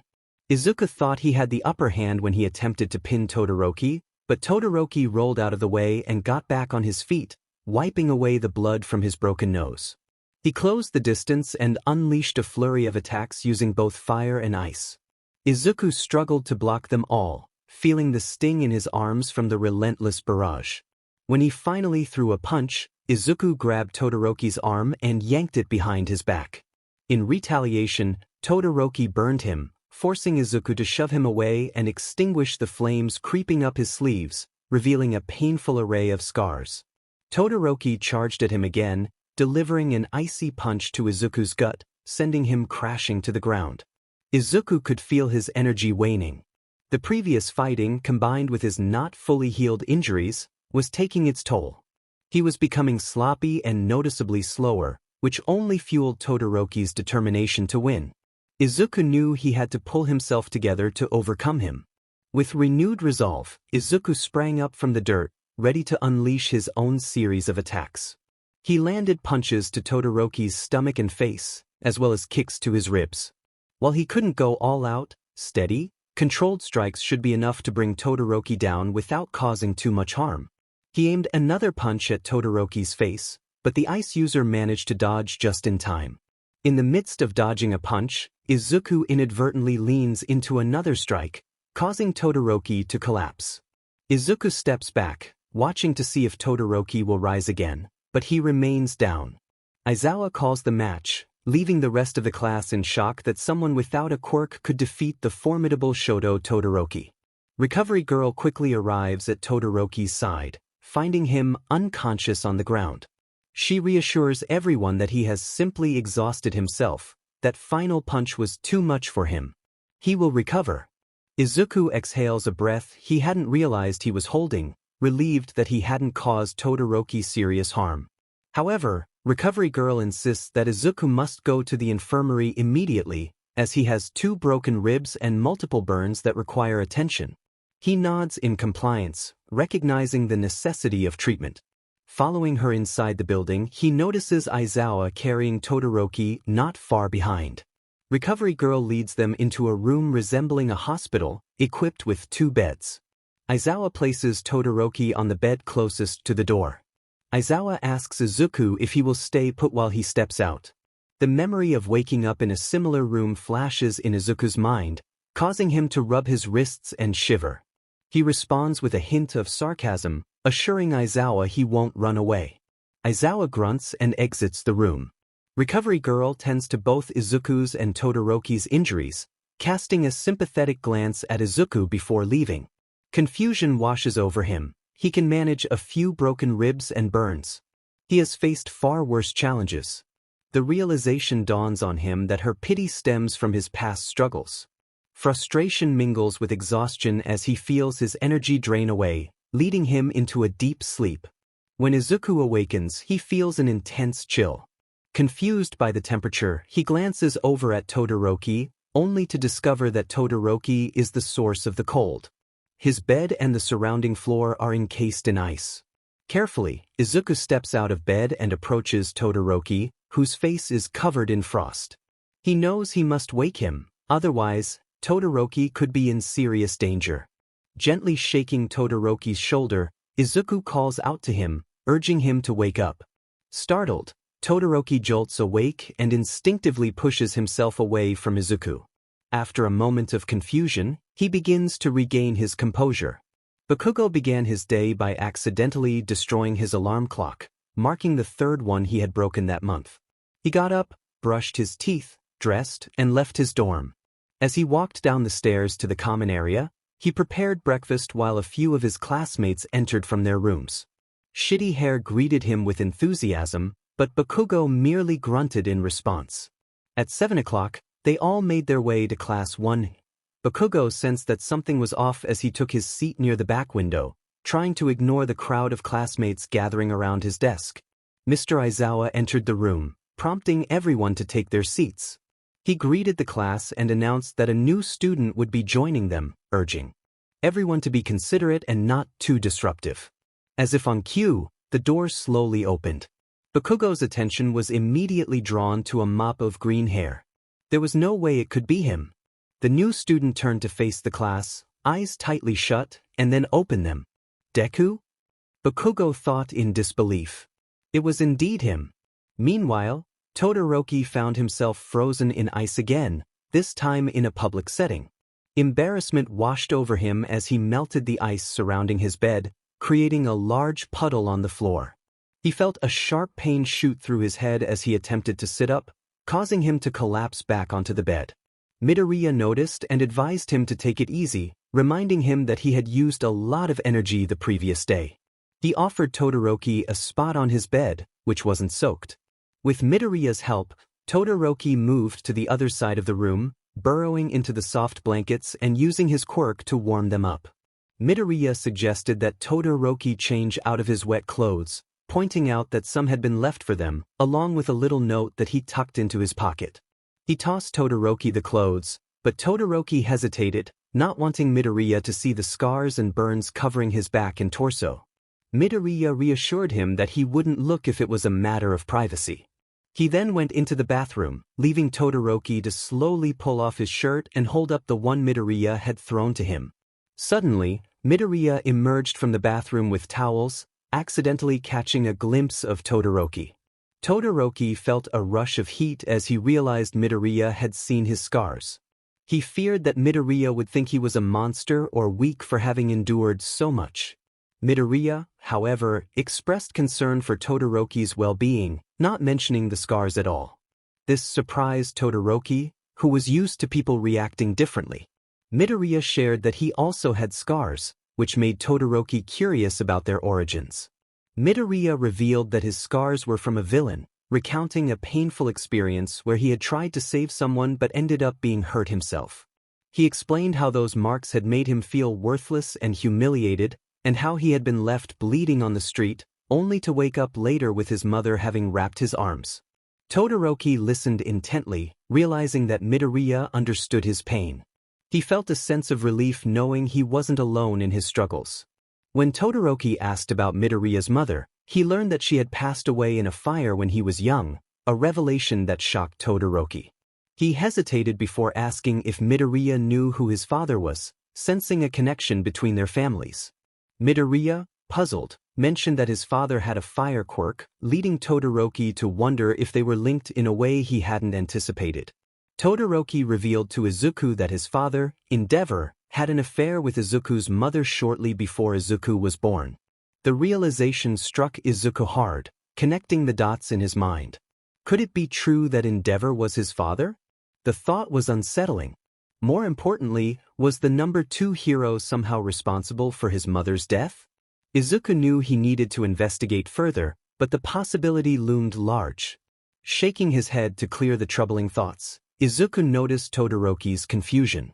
He explained that Endeavor's reputation as the number 2 hero would be at risk if this information became public. Todoroki pondered aloud about the timing of the fire that had occurred right after the hero rankings were released. Izuku speculated that Endeavor might have been afraid of losing his position. But murder?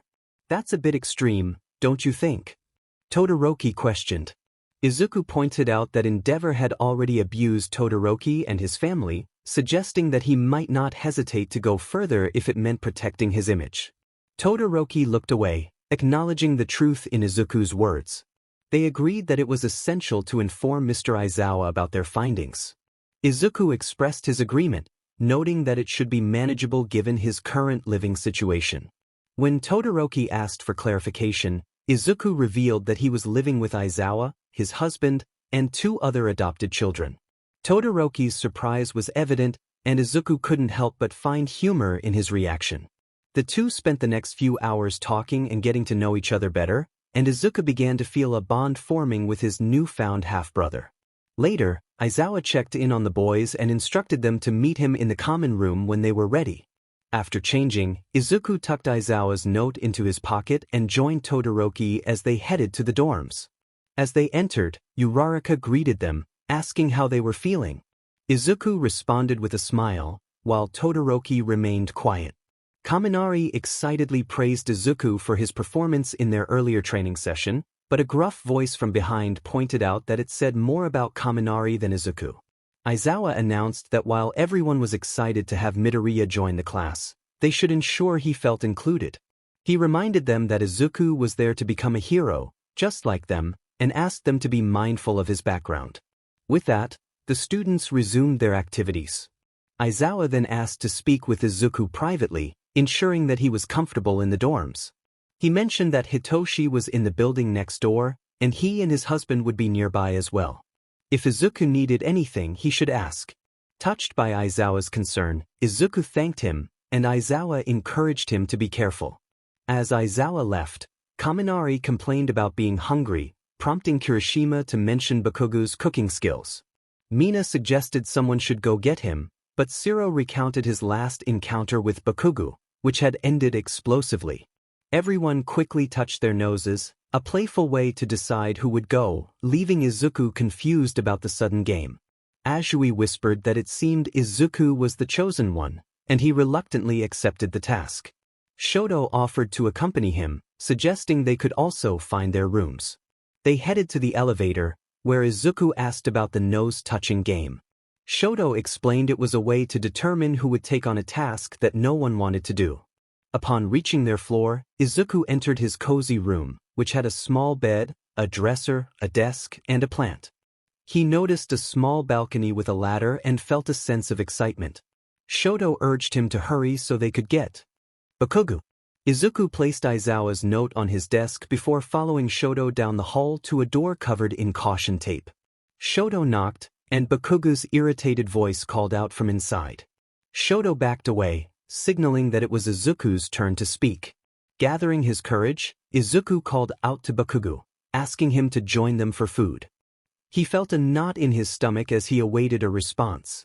The door swung open, revealing Bakugu's intense gaze. Izuku sensed that Bakugu had questions, likely about his recent activities, but he couldn't let that happen. Bakugu grunted in acknowledgement and pushed past them, heading to the elevator with Izuku and Shoto following closely behind. The ride was filled with unasked questions and a palpable tension. When the elevator doors opened, the entire class awaited them, with Mina whining about her hunger. Bakugo grumbled that they would all starve without him and made his way to the kitchen, where he surprisingly showcased his culinary skills. After a few bites of the delicious food, Izuku retreated to his room, but as the elevator doors were about to close, Bakugo's hand shot in, demanding Izuku hold the doors.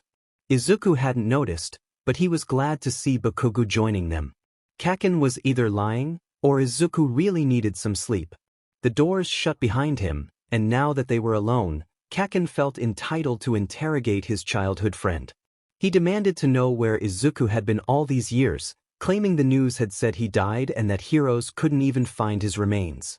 Izuku scoffed, explaining that a hero had tried to murder him and had succeeded in taking his mother's life. Kaken couldn't believe it and insisted that Izuku should have told someone, especially him. Izuku retorted that he owed Kaken nothing, recalling how he had only ever been bullied. He questioned what he was supposed to do, go from one abusive household to another? Kaken was taken aback, asking what Izuku meant by that. Izuku revealed that Kaken had never bothered to ask about his home life. He shared how his mother had abused him and how he had always wanted to be a hero, but no one believed he could because he didn't have a quirk. He felt hated by his parents, Kaken, his classmates, and even strangers.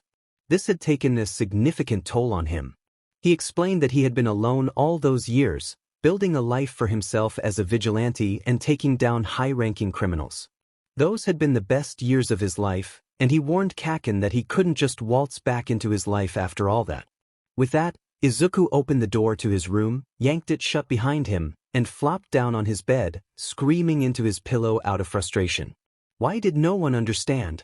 Once he calmed down, Izuku walked over to his dresser to reread the note Aizawa had given him. It mentioned that his suit was starting to smell and that Aizawa had sent it to be washed and patched up, ready for him that night. Although Aizawa suggested he rest, Izuku knew he wouldn't. Izuku smiled as he placed the note back on his dresser. It said his suit would be ready, but he didn't see it. His eyes landed on the top drawer of his dresser. How could he have missed it? He got up and found his suit neatly folded inside. Slipping it on, he reveled in how brand new it felt, though it took him a moment to adjust to the absence of blood and grime.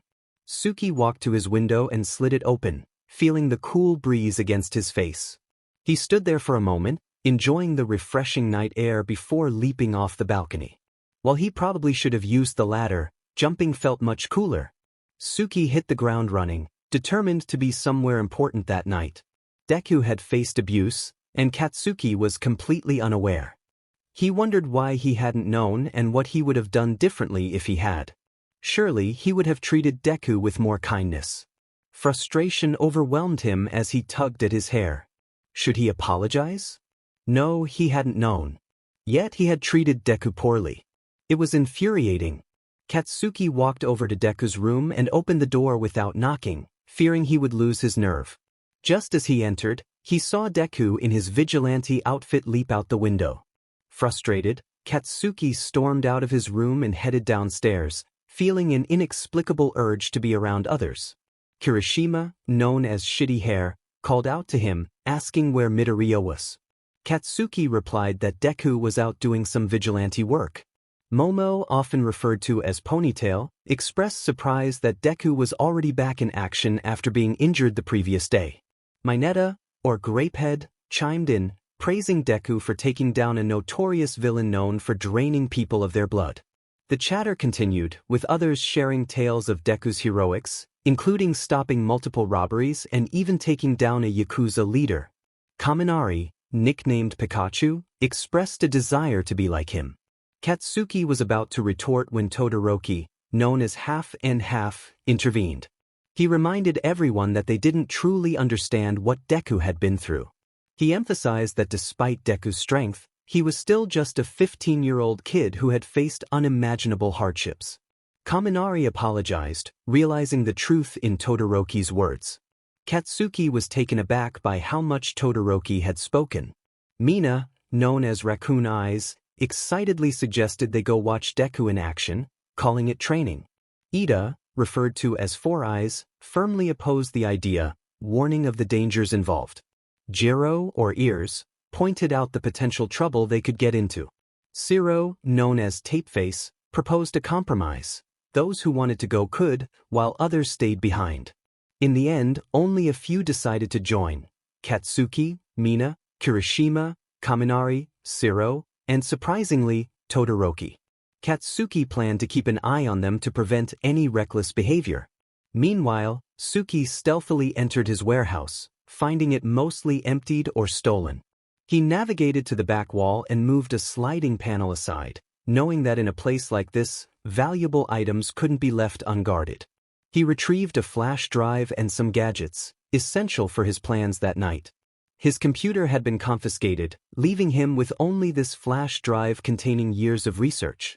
Frustrated with the heroes, Tsuki decided to drop off the flash drive and some unnecessary gadgets at his dorm. He made his way across rooftops and entered Yu, climbing to his balcony and tossing the items onto his bed before jumping back down. Suddenly, he heard a high-pitched scream behind him. Turning around, he saw Kaminari, Katsuki, Kirishima, Mina, Shiro, and Todoroki. Kaminari, still catching his breath, exclaimed that Tsuki had startled him. Katsuki questioned why Tsuki was back so soon, to which Tsuki replied dismissively, stating it was none of their business. Kirishima explained that they had planned to watch Tsuki take down some villains, but since he had returned, that plan was off. Tsuki revealed that his night was just beginning and he could use their help for something. Mina cheered, eager to join in. Tsuki then proposed taking down Endeavor. The students' expressions turned serious. Kaminari stammered, questioning if Endeavor wasn't a good hero. Todoroki scoffed, revealing the harsh truth about his father. He described Endeavor as abusive, responsible for his mother's mental health struggles, and having attempted to harm Deku, resulting in his mother's death. The revelation shocked the group, igniting their anger. Katsuki, never expecting the number 2 hero to be involved in such darkness, asked what the plan was. Bakugo, Kirishima, Kaminari, Mina, and Izuku all took their positions. Shoto's role was to distract his father while the plan unfolded. So much could go wrong, but if it succeeded, the world would be rid of one more false hero. He slid open the rice paper doors and stepped into the living area. "Dad!" Shoto called out, announcing his presence. Endeavor emerged from the hallway, his expression stern.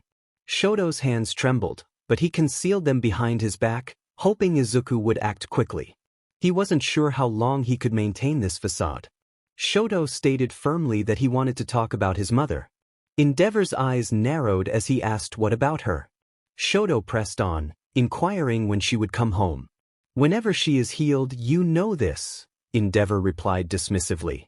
Shoto challenged that notion, asserting that she would be healed whenever Endeavor decided to call the hospital and that he was aware of the true reason for her hospitalization. Endeavor scoffed at Shoto's claims, dismissing them as delusions. "The same ones Mom had before you sent her away," Shoto retorted, his voice steady despite the tension. Endeavor's anger surged as he warned Shoto to watch his words. Shoto whispered a painful reminder about his brother's disappearance, igniting a fierce response from Endeavor, who insisted that Tuya had died in an accident and warned Shoto to silence himself. Shoto stood his ground, challenging his father. He clenched his fists, not out of readiness for a fight, but from fear. He understood what was coming. He needed to endure it for their plan to succeed. He needed his father to reveal his true nature. "You ungrateful little..." Endeavor lunged at Shoto. The teen braced himself as Endeavor struck him in the stomach, a familiar blow that left him feeling dizzy and nauseous. Slowly he sank to his knees. "That's enough," a powerful voice called from behind him. Shoto allowed a small smirk to form. This was the moment he had been waiting for. "Tsuki," Endeavor grunted, recognizing the newcomer. "As a villain, you have some nerve showing up at a hero's house." "It's vigilante, not villain." "And you are no hero," Tsuki replied, pulling off his hood and mask, revealing his fluffy green hair. Endeavor's eyes widened in disbelief as he recognized Midoriya. Tsuki confronted Endeavor, accusing him of being responsible for the death of Inko Midoriya, his mother. He claimed not to hold a grudge, but reminded Endeavor that on that same night, he had also attempted to take his life. Endeavor, bewildered, asked how Tsuki had escaped. Tsuki explained that he hadn't even been home, expressing his disbelief that Endeavor would try to kill him when he wasn't present. He demanded to know why Endeavor had killed his mother and attempted to kill him. "I couldn't let it get out that I was having an affair," Endeavor admitted. Imagine, the number 2 hero cheating on his wife. But that wasn't even the worst part. Tsuki pressed for clarification, and Endeavor continued, revealing that he had participated in bringing a quirkless child into the world. He regarded Tsuki as a burden, claiming that his existence was a recipe for his downfall. That was why he had killed Tsuki's mother and tried to eliminate him. Izuku stood before his would-be killer, shocked and overwhelmed. Tears brimmed in his eyes as he grappled with the realization that Endeavor had seen him as a burden since the moment he learned of his quirklessness. He felt the weight of the world's disdain pressing down on him, questioning why everyone hated him so much. He hadn't done anything wrong, he was simply born this way. Why couldn't everyone just leave him alone?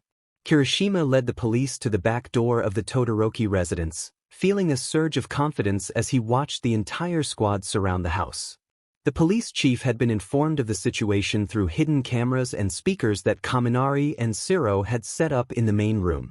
None of this would have been possible without Bakugo, who had successfully kept the security guards occupied while Kaminari, Shiro, and Midoriya infiltrated the premises. As Kirishima entered behind the officers, he spotted Todoroki standing off to the side, clutching his stomach, while Midoriya appeared pale and shaken. The redhead hurried over to them, concern etched on his face. He asked if they were all right, and Todoroki muttered a brief affirmation. When Kirishima turned to Midoriya, he noticed the boy seemed disoriented, quickly pulling up his hood and mask as he realized the police had arrived. Just then, the press burst into the house, led by Mina, who had taken Midoriya's earlier instruction to go tell people, quite literally. They were capturing a major story as Endeavor resisted arrest, his efforts thwarted by Mr. Aizawa's sudden appearance and the overwhelming police presence. Cameras flashed as Endeavor was escorted into the back of a police van. Kirishima turned to see if Tsuki was among the reporters, but Midoriya had already slipped away, leaving only a curtain fluttering in an open window. Before long, Izuku found himself gazing at rooftops, the distance between Shoto's house and himself growing larger. Endeavor had finally faced the consequences of his actions. Tears he had been holding back began to fall. His relationship with his mother had been fraught with pain, but she did not deserve the fate she had met. The weight of guilt pressed down on him. Only he had possessed a quirk, perhaps things would have been different. He leaped across rooftops for hours, his mind wandering from his duties as a hero. As he neared the edge of the city, he descended from the rooftops, walking through seemingly abandoned streets, lost in his thoughts. The feelings of self-pity and loneliness consumed him. Did anyone truly care if he vanished? He felt like a burden, a quirkless outcast who had no one to turn to. Despite the darkness surrounding him, a flicker of defiance remained. He lived not just to survive but to prove the world wrong about those without quirks. He wanted to show everyone that their perceptions were flawed. The world had thrown everything at him, yet he stood firm, and that resilience meant something. Continuing his journey, Izuku realized that Aizawa would worry about him if he didn't show up for school the next day. But deep down, he doubted Aizawa truly cared. After all, people had a tendency to abandon him. He wandered until he found himself in an unfamiliar place, having crossed a border into a small rural town. He removed his mask and the outer layers of his vigilante costume, taking a deep breath of the cool night air. It felt refreshing to escape, even if just for a moment. Once, his goals had been clear, but now they felt like distant dreams. Back at the Todoroki house, the press had finally gathered all the information they needed, allowing Aizawa to locate his students. As he prepared to address them, he noticed that Midoriya was missing. Frustrated, he asked where the boy had gone, only to learn that he had jumped out the window. With a sigh, Aizawa decided to forego the lecture for now, knowing the students were exhausted. He instructed them to return to their dorms and pinched the bridge of his nose in exasperation. These kids were going to be the death of him. Peering out the window, Aizawa searched for any sign of Midoriya but found nothing. It seemed time to call his reliable sidekick. The phone rang only once before it was answered. Hawks greeted him with his usual teasing tone, but Aizawa quickly cut to the chase, asking him to keep an eye out for Midoriya, who had run away from the Todoroki house. Hawks was surprised to learn that Midoriya had been involved in Endeavor's arrest and expressed concern for the boy's well-being. Aizawa thanked him, but the call ended abruptly as he pushed the button, shaking his head at the antics of those around him. Hawks quickly changed out of his sweatpants and t-shirt into his hero costume. Although it was his day off, he decided to search for the kid. Finding him would be impossible if he didn't want to be found, but Hawks understood that sometimes, when a person feels lonely, they unconsciously open themselves up for reassurance. The winged hero glided out of his second-floor apartment window and took to the skies. Initially, he had felt self-conscious about jumping out of the window, but he quickly got over it when faced with the alternative, stairs, which he despised. This fact, while not particularly relevant, added a little insight into the hero's character. Hawks headed to Todoroki's house, the last place anyone had seen Midoriya. It didn't take long to arrive, as all the pros lived close to the city for quick access when called in. Todoroki's house was a modern, elegant structure that looked quite expensive. Hawks flew around it, searching for possible exits. The numerous footprints left by the press made it difficult to spot any that Midoriya might have left behind. He landed and examined various paths the kid may have taken, feeling overwhelmed by the possibilities. How did Aizawa expect him to find the kid? Approaching the house, Hawks pulled out his phone to call Aizawa. Just then, a notification popped up on his screen. Endeavor arrested and Tsuki on the run. The accompanying image showed the green vigilante hopping across rooftops. Recognizing the building in the background, Hawks zoomed in on the picture. It was a large department store he frequented, located quite far from Todoroki's house and UA. He wondered if Midoriya knew where he was headed or if he was simply trying to escape. Soaring toward the department store, Hawks scanned the rooftops and alleyways for any sign of the green-headed boy. Nothing. As the sun began to rise, Hawks started to lose hope. How was he supposed to find him? He could have changed into a more inconspicuous outfit to blend in. He had thought he would recognize the kid immediately, but now doubts crept in. Had he already passed him? Reaching the edge of the city, something caught Hawks' sharp eye. A few miles ahead, he spotted an explosion. Instantly, he knew Midoriya must be involved. Trouble always seemed to follow him. Hawks raced into the small town and saw a bank with significant damage to its roof and walls. Inside, the scene was chaotic, with charred debris and dollar bills floating in the air. In the center, he spotted Midoriya engaged in a fierce battle with a villain. The villain, with bright orange hair and glowing eyes, had hands radiating energy that likely caused the explosion. Midoriya appeared to be struggling. From what Hawks could see, he had several deep cuts on his face and chest and was holding his right arm awkwardly, suggesting it might be injured. Hawks realized he needed to intervene. He hoped the kid wouldn't try to run while he handled the situation. Blackness began to invade Izuku's vision. How had he ended up here? He remembered walking down the road and noticing a suspicious character near the bank's side entrance. He had intended to spook the man into giving up, but instead, the man panicked and accidentally caused the explosion. After punching Izuku in the face, he rushed inside to grab as much cash as possible, escalating the chaos. The villain had brass knuckles, and the blow to Izuku's face had a significant impact. He suspected his nose was broken again, along with his arm from the fall onto the debris. As pain began to overwhelm him, he noticed a bright red feather floating down among the scattered bills. Izuku smiled, realizing someone had come for him. Tears began to stream down his face as the gravity of the situation hit him. What had he been thinking? He had a fresh start, having apprehended his mother's killer, attending the best hero school in Japan, and finally having a chance to make friends. Yet, he had chosen to run away from it all. His past haunted him, but he couldn't escape it. He still had responsibilities and justice to pursue. He needed to return. He couldn't face this alone anymore. Falling to his knees, Izuku saw bright red wings spread in front of him, shielding him from the explosive villain. Closing his eyes, he collapsed to the ground, allowing the darkness to envelop him. Whatever happened next, he was ready to accept it. The villain standing before Hawks murmured in disbelief at the situation. Hawks pointed out the serious nature of the villain's actions, highlighting the destruction of public property, theft, and the assault of a minor. The color drained from the villain's face as he stammered an excuse, clearly flustered. Hawks noted the villain's sudden shift in demeanor when he sat down on a piece of the broken wall, burying his face in his hands. He quietly expressed his fear of retribution from Shigaraki, admitting that he had failed in his mission. The mention of Shigaraki caught Hawks' attention, prompting him to inquire about the villain's connection to the notorious leader of the League of Villains. The villain explained that Shigaraki had ordered him to eliminate a young hero, but he had become distracted due to personal troubles. His daughter was in the hospital, and he felt overwhelmed by the financial burden.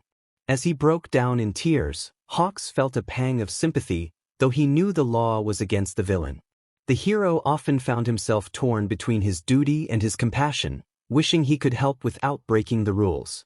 As he crouched down to examine Midoriya, Hawks noticed the boy's injuries: deep scratches, a broken nose, and a broken arm.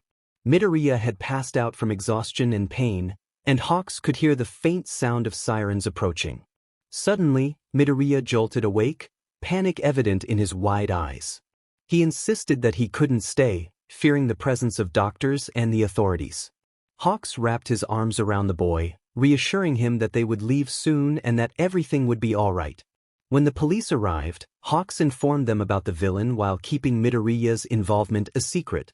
He sent the young vigilante to a nearby diner to lay low, giving him his jacket to cover the bloodstains on his shirt. After ensuring Midoriya was safe, Hawks returned to find him looking pale and in need of help. With his training in first aid, he felt confident he could treat the boy's injuries. However, he realized he needed to call Aizawa, who would undoubtedly be worried about Midoriya. Despite his usual cold demeanor, Aizawa cared deeply for the young hero, and Hawks couldn't help but feel the same. Hawks flew Midoriya back to his apartment, where he carefully placed him on the couch. He rummaged through his seldom-used first aid kit, soaking a washcloth in warm water and gathering blankets.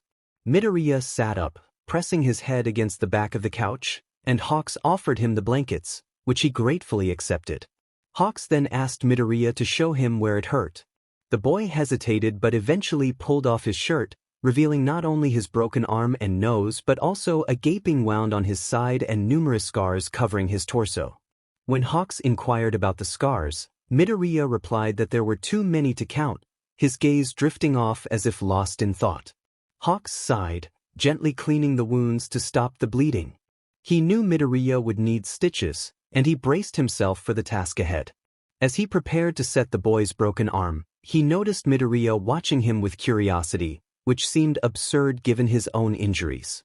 When Hawks finally set the bone, he was surprised to hear only a small pop, with no scream of pain from Midoriya. The boy then asked for bandages, and Hawks, taken aback, realized he had underestimated Midoriya's pain tolerance. He fumbled with the bandages, wrapping them poorly around the boy's arm, earning an unimpressed look from him. Midoriya took the bandages from Hawks and expertly wrapped his arm, even fashioning a sling. Hawks marveled at his skill and eagerly expressed a desire to learn. However, when the topic of stitches came up, Hawks' expression changed to one of dread. Midoriya teased him about his fear of needles, and Hawks admitted his discomfort, prompting a look of understanding from the young hero. Despite the tension, there was a sense of camaraderie forming between them, and Hawks knew they would face whatever challenges lay ahead together. Midoriya was determined to help. Before Hawks could protest, he had already threaded the needle and carefully inserted it into his side. In just 5 minutes, he completed the task. Hawks handed him a large bandage for the wound, which Midoriya placed over his work with a sigh of relief before collapsing onto the couch. However, Hawks reminded him that there was still more to address. He pointed out Midoriya's broken nose, prompting Midoriya to pinch the bridge of his nose and adjust it back into place, leaving the other cuts untouched. Hawks was taken aback by Midoriya's nonchalance. He had endured a long night and needed rest, but he knew there were pressing matters to discuss. Midoriya's actions had raised many questions, particularly how he had managed to get the number 2 hero arrested and why he had been targeted by a dangerous individual with orders from Shigaraki. Midoriya opened one eye, acknowledging the situation with a hint of pride. He had caught Shigaraki's attention, which he took as a sign of progress. Hawks, however, was frustrated and concerned. He couldn't believe that someone so young was being hunted by the League of Villains and was so casual about it. Midoriya explained that he had a history with the individual who had been after him, having thwarted his illegal activities multiple times. This adversary had been trying to eliminate him for a while, but Midoriya had always managed to escape. Hawks was shocked to learn that Midoriya had infiltrated the enemy's base and hacked their computers, revealing that they intended to use him as bait for Endeavor. The revelation that Endeavor was Midoriya's father added another layer of complexity to the situation. Midoriya shared that Endeavor had even caused the death of his mother, which he could never forgive.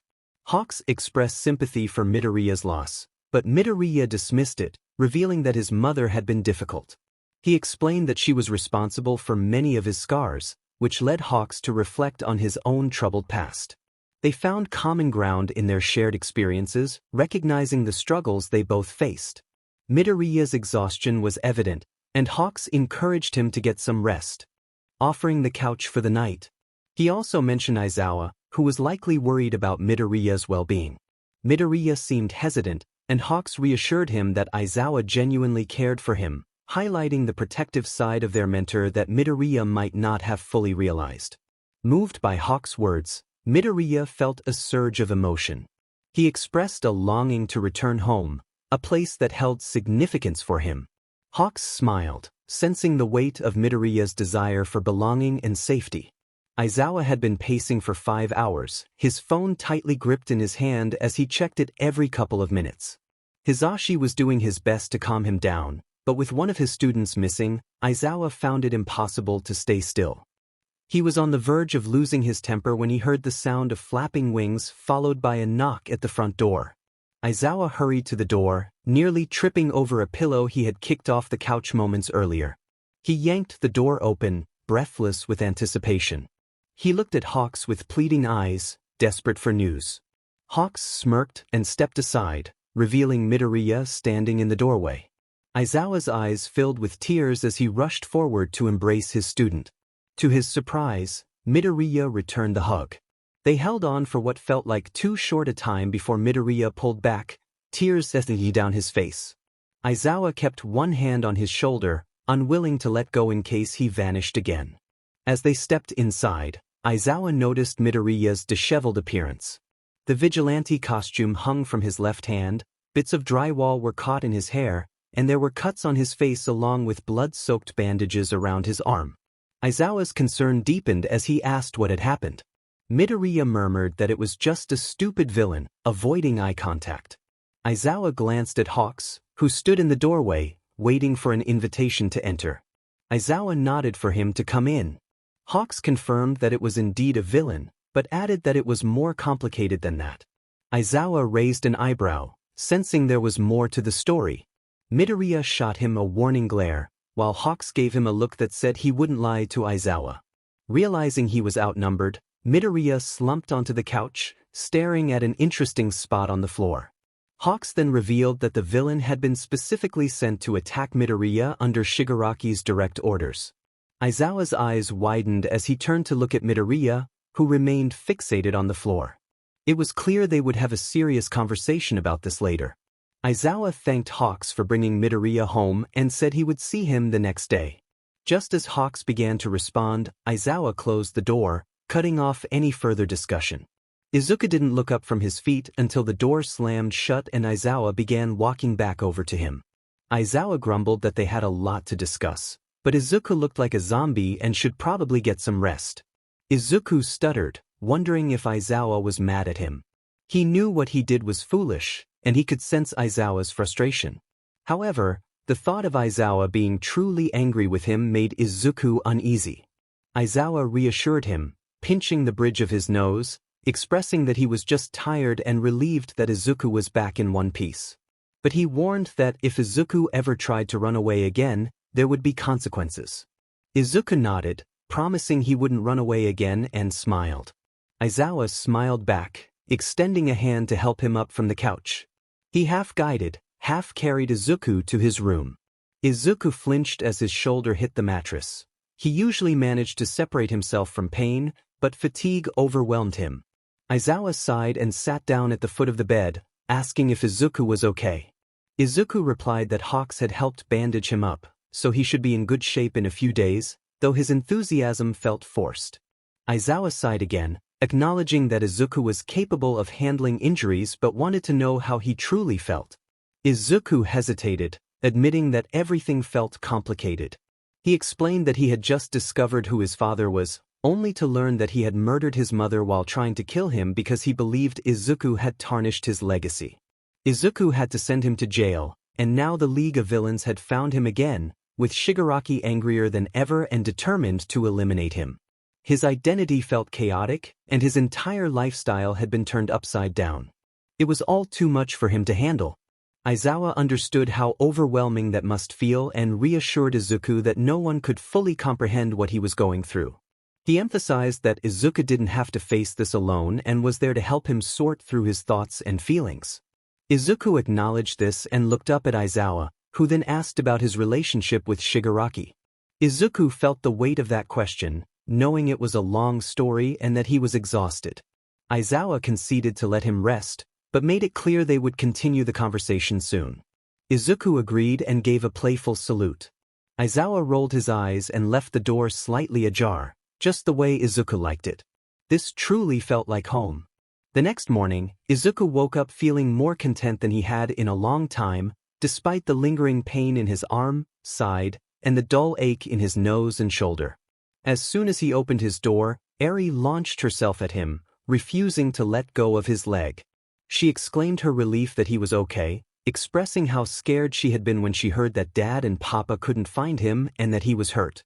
Izuku leaned down to brush her hair out of her face, reassuring her that everything was okay now. Eri looked up at him with watery eyes and wrapped her small arms around his neck, whispering how glad she was that he was safe. Izuku smiled and gently picked her up, supporting her weight with his good arm as they made their way to the kitchen. Hitoshi waved groggily at Izuku as he entered, Eri still clinging to him. Yamada greeted them with exuberance, announcing that he had made pancakes. Aizawa entered the kitchen, looking exhausted, and questioned Yamada about using his quirk so early in the morning. Izuku felt a pang of guilt at the sight of Aizawa's fatigue. Yamada apologized and affectionately kissed Aizawa's cheek, which brought a slight smile to Aizawa's lips as he leaned against the counter, pouring himself a cup of coffee. Aizawa then mentioned that Nizu had warned him they should head to school a bit earlier than usual that morning. Hitoshi, with a mouthful of pancakes, asked why. Aizawa explained that the press had taken an interest in his students' affairs, swarming the school in search of information about what had happened with Endeavor. Hitoshi, confused, asked if something had occurred. Izuku looked down at his feet, and Hitoshi noticed, prompting him to question what Izuku had done. Izuku admitted that he may have devised a plan to get Endeavor thrown in prison, insisting that he deserved it. Hitoshi responded with approval, stating that he believed Endeavor was only in it for the fame and money. Izuku was taken aback by Hitoshi's reaction but felt a sense of camaraderie as he glanced around the room and saw everyone else nodding in agreement. He felt grateful for his new family. Izuku had thought the nervousness he felt around a crowd of kids at school was overwhelming, but that was before he arrived that morning. They had to park a mile away from the school due to the throngs of people crowding the gates. More cameras than Izuku believed existed in all of Japan flashed at any student unfortunate enough to cross their path. As soon as he stepped out of the car, Izuku's body froze. It took at least 10 minutes for Aizawa and Hitoshi to convince him to start moving toward the eager crowd. Once they were within earshot, reporters shouted questions at them, pulling their cameramen into position for the best angles.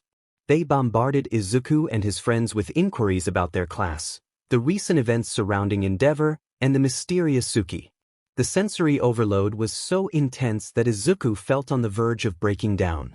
But Hitoshi grabbed his hand, and together they charged through the crowd, leaving Aizawa behind to handle the press. Izuku felt a twinge of guilt for abandoning him but couldn't focus on that as he gasped for breath behind the gate.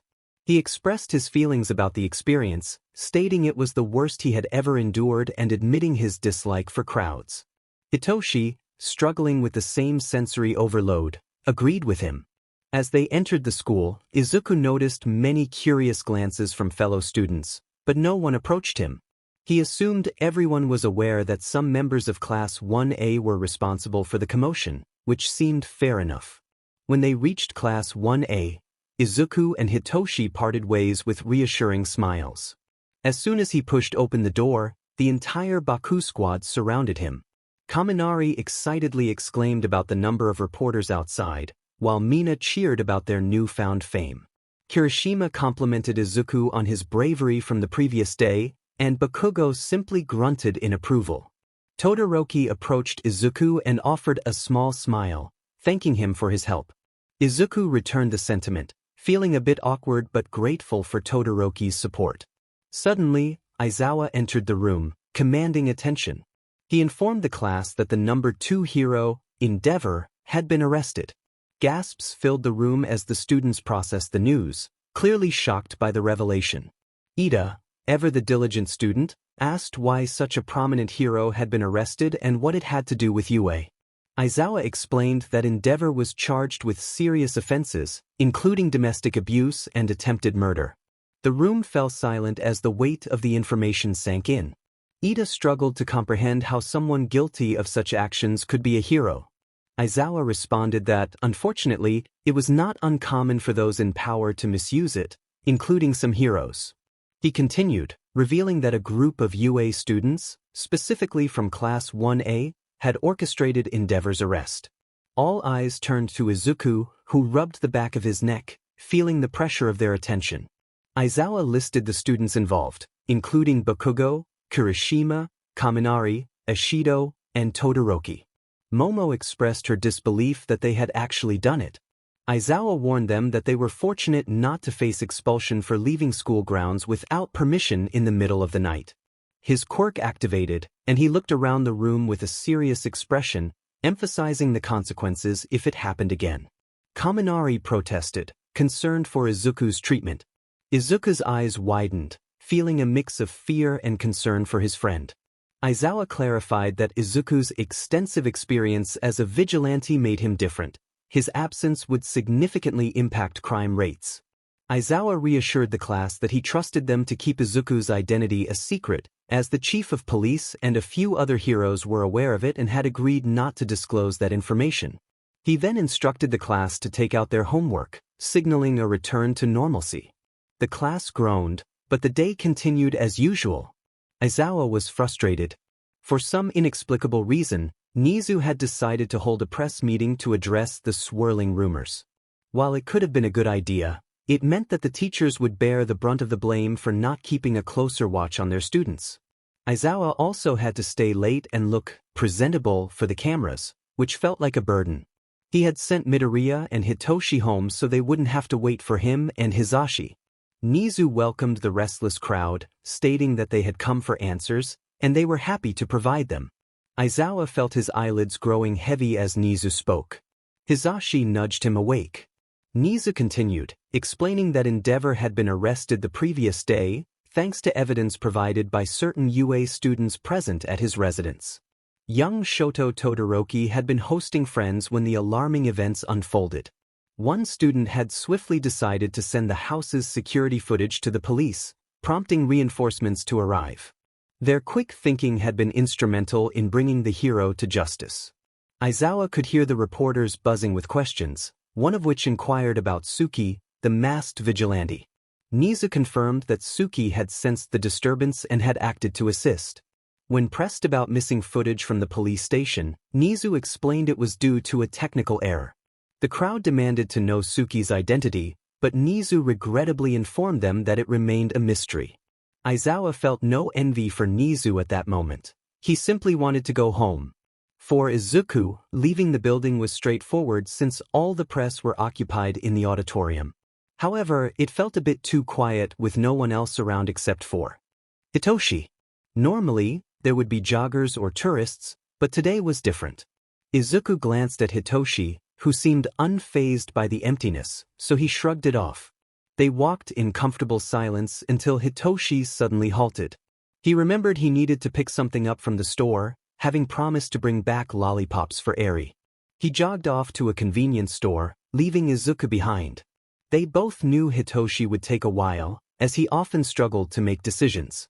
Izuku continued down the street, trying to shake off the unsettling feeling creeping into his bones. Suddenly, he felt a prickling sensation at the back of his neck and turned around to find a rough-looking man standing before him. The man rasped, questioning what a kid like Izuku was doing alone. Izuku casually replied that he was plotting against the League of Villains, but asked what the man was doing there. The man declared he was there to teach a lesson to a green-haired brat. Izuku, maintaining his composure, responded that he hadn't seen anyone like that around but would let him know if he did. The man grew angry, insisting Izuku was too much trouble to be left alive and lunged toward him. Izuku dodged effortlessly, feeling a rush of adrenaline. Suddenly he heard a familiar voice calling out to him. Toga appeared from behind, leaping at Izuku with a knife, narrowly missing him as he evaded to the side. She pouted, asking if he didn't like her previous gift. Izuku's thoughts briefly flickered to the scar across his stomach, and he replied that it had indeed been memorable and that he hoped to repay her someday. As Shigaraki closed in, Izuku jumped into the air, landing on the villain's shoulders. They both crashed to the ground, and Izuku rolled away, feeling pain shoot through his injured shoulder. He quickly backed away until he hit a wall. Shigaraki shouted in anger, declaring that Izuku was finished. Both he and Toga charged at Izuku, who decided to run toward them.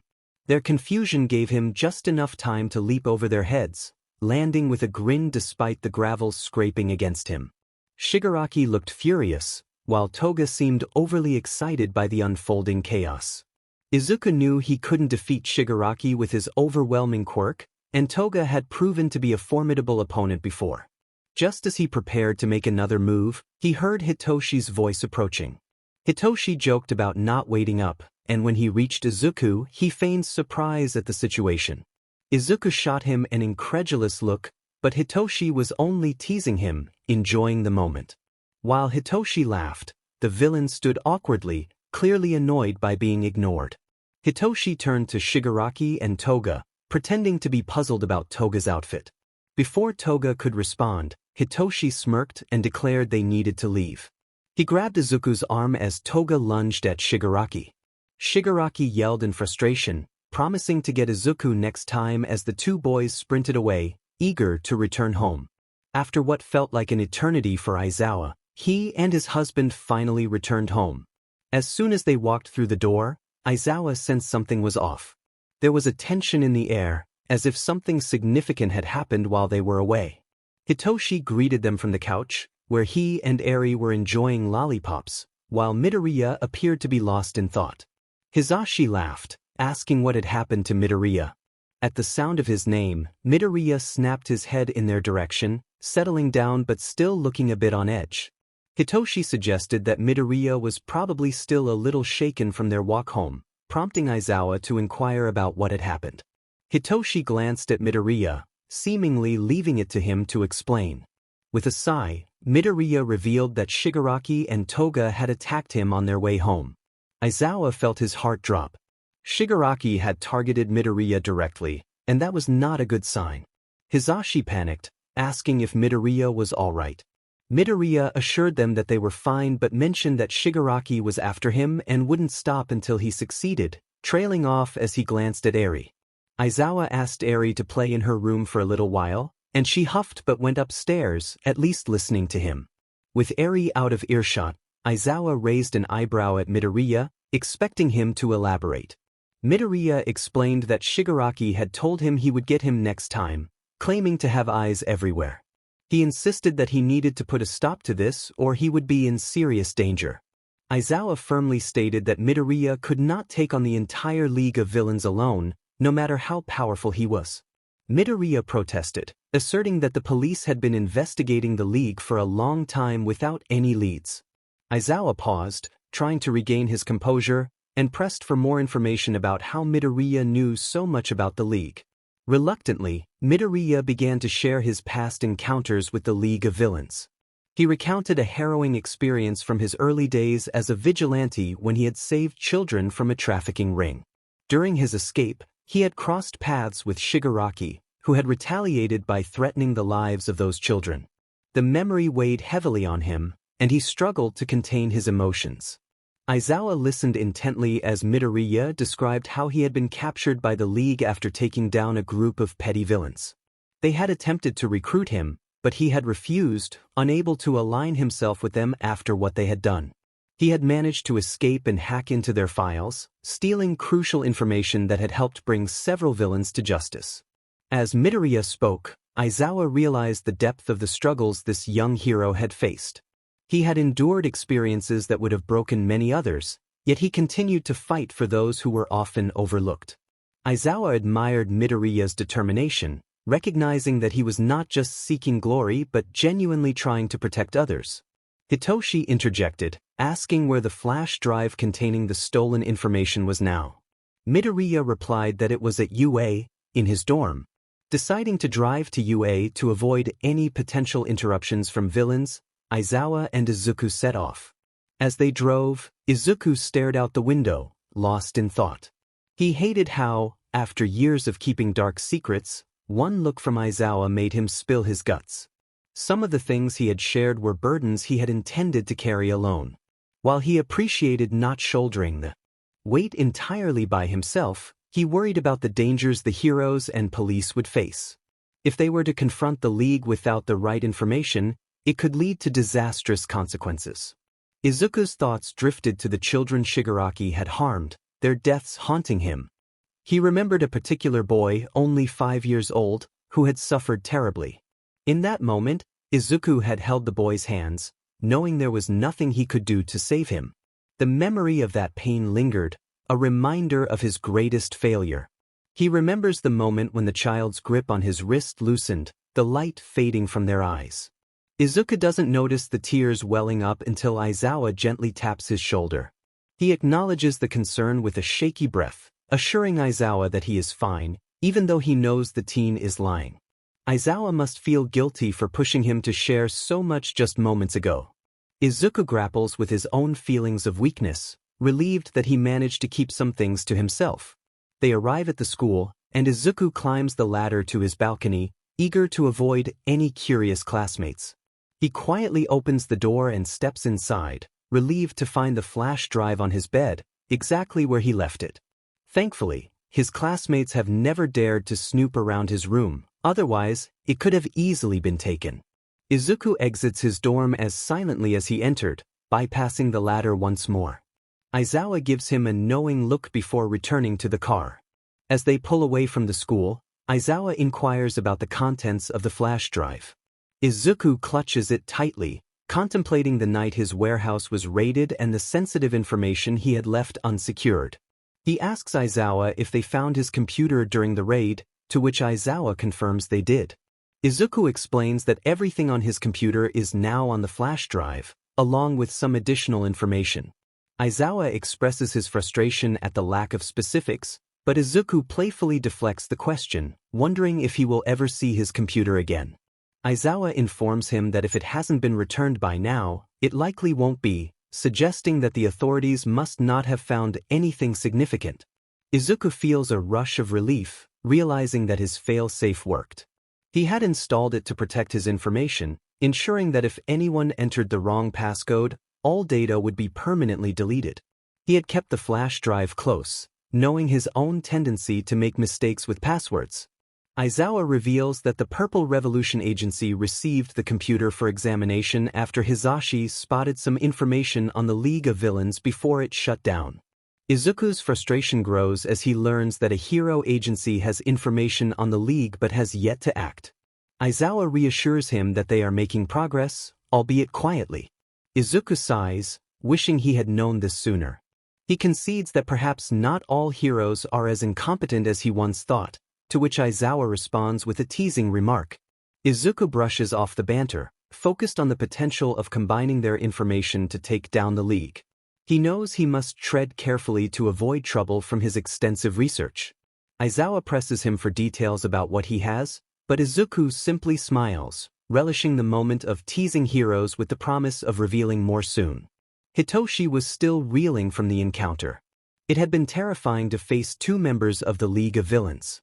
He had genuinely thought he might not make it out alive. He couldn't believe that girl had fallen for his quirk. The confusion tactic had worked surprisingly well, all things considered. He held onto Midoriya's arm tightly until they reached their house, even though they could have arrived faster without the grip. Once they were safely inside, Hitoshi exclaimed in frustration that he had only left Midoriya for a couple of minutes, and yet he had already gotten into trouble with the League of Villains. Midoriya corrected him, saying it had been more like 20 minutes and that they had been on to him long before that day. Hitoshi was perplexed and demanded to know what that meant. Midoriya explained that he had a complicated relationship with the League of Villains. Hitoshi quipped that it sounded like Midoriya had been ex-lovers with them. Midoriya shrugged, and Hitoshi gave him an unimpressed look. Midoriya elaborated that he saved people while they harmed others, that he thwarted their plans, and that he was a vigilante, making their interactions complicated. Hitoshi was astonished to learn that Midoriya had encountered these villains before. Midoriya admitted that he had been dealing with them for years and that they were a real nuisance. The revelation that someone his age had survived multiple confrontations with such a notorious group was staggering. Midoriya then mentioned Toga, who had been responsible for his capture by Aizawa and had left him with a significant scar. He noted that it was nice to finally put a name to the handiwork of someone who had almost killed him. Hitoshi remarked that Midoriya was messed up, to which Midoriya laughed in agreement. Aizawa and Izuku returned home quickly. Hizashi was in the living room, struggling to turn on a massive computer he had found in his office. He greeted them with excitement, eager to know how the mission had gone. Midoriya responded with feigned enthusiasm, stating that the mission was a success. Aizawa approached the computer and pressed the power button, causing the screen to light up. Hizashi looked at him as if he had performed a miracle, revealing his lack of skill with technology. Midoriya stood beside Aizawa, holding out a flash drive. Aizawa took it gently and inserted it into the USB port. The drive appeared on the computer, and Aizawa clicked on it. The screen was cluttered with files, images, and records, so disorganized that even Aizawa struggled to navigate it. Midoriya rolled his eyes and took control, knowing the chaos would only make sense to the one who created it. He typed in a command, organizing everything neatly.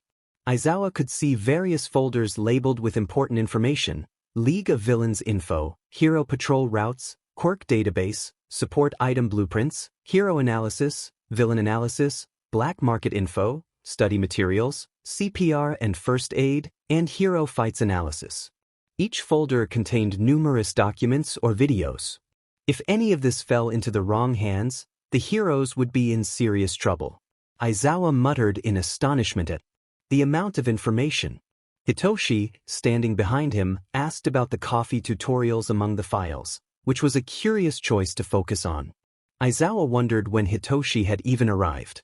Midoriya explained that he had previously worked as a barista at a cafe and had learned a lot from listening to the conversations of famous heroes who frequented the place.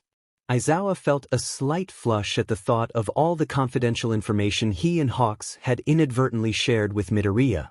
Noticing everyone looking at him, he blushed deeper and defensively questioned how he was supposed to know someone was listening.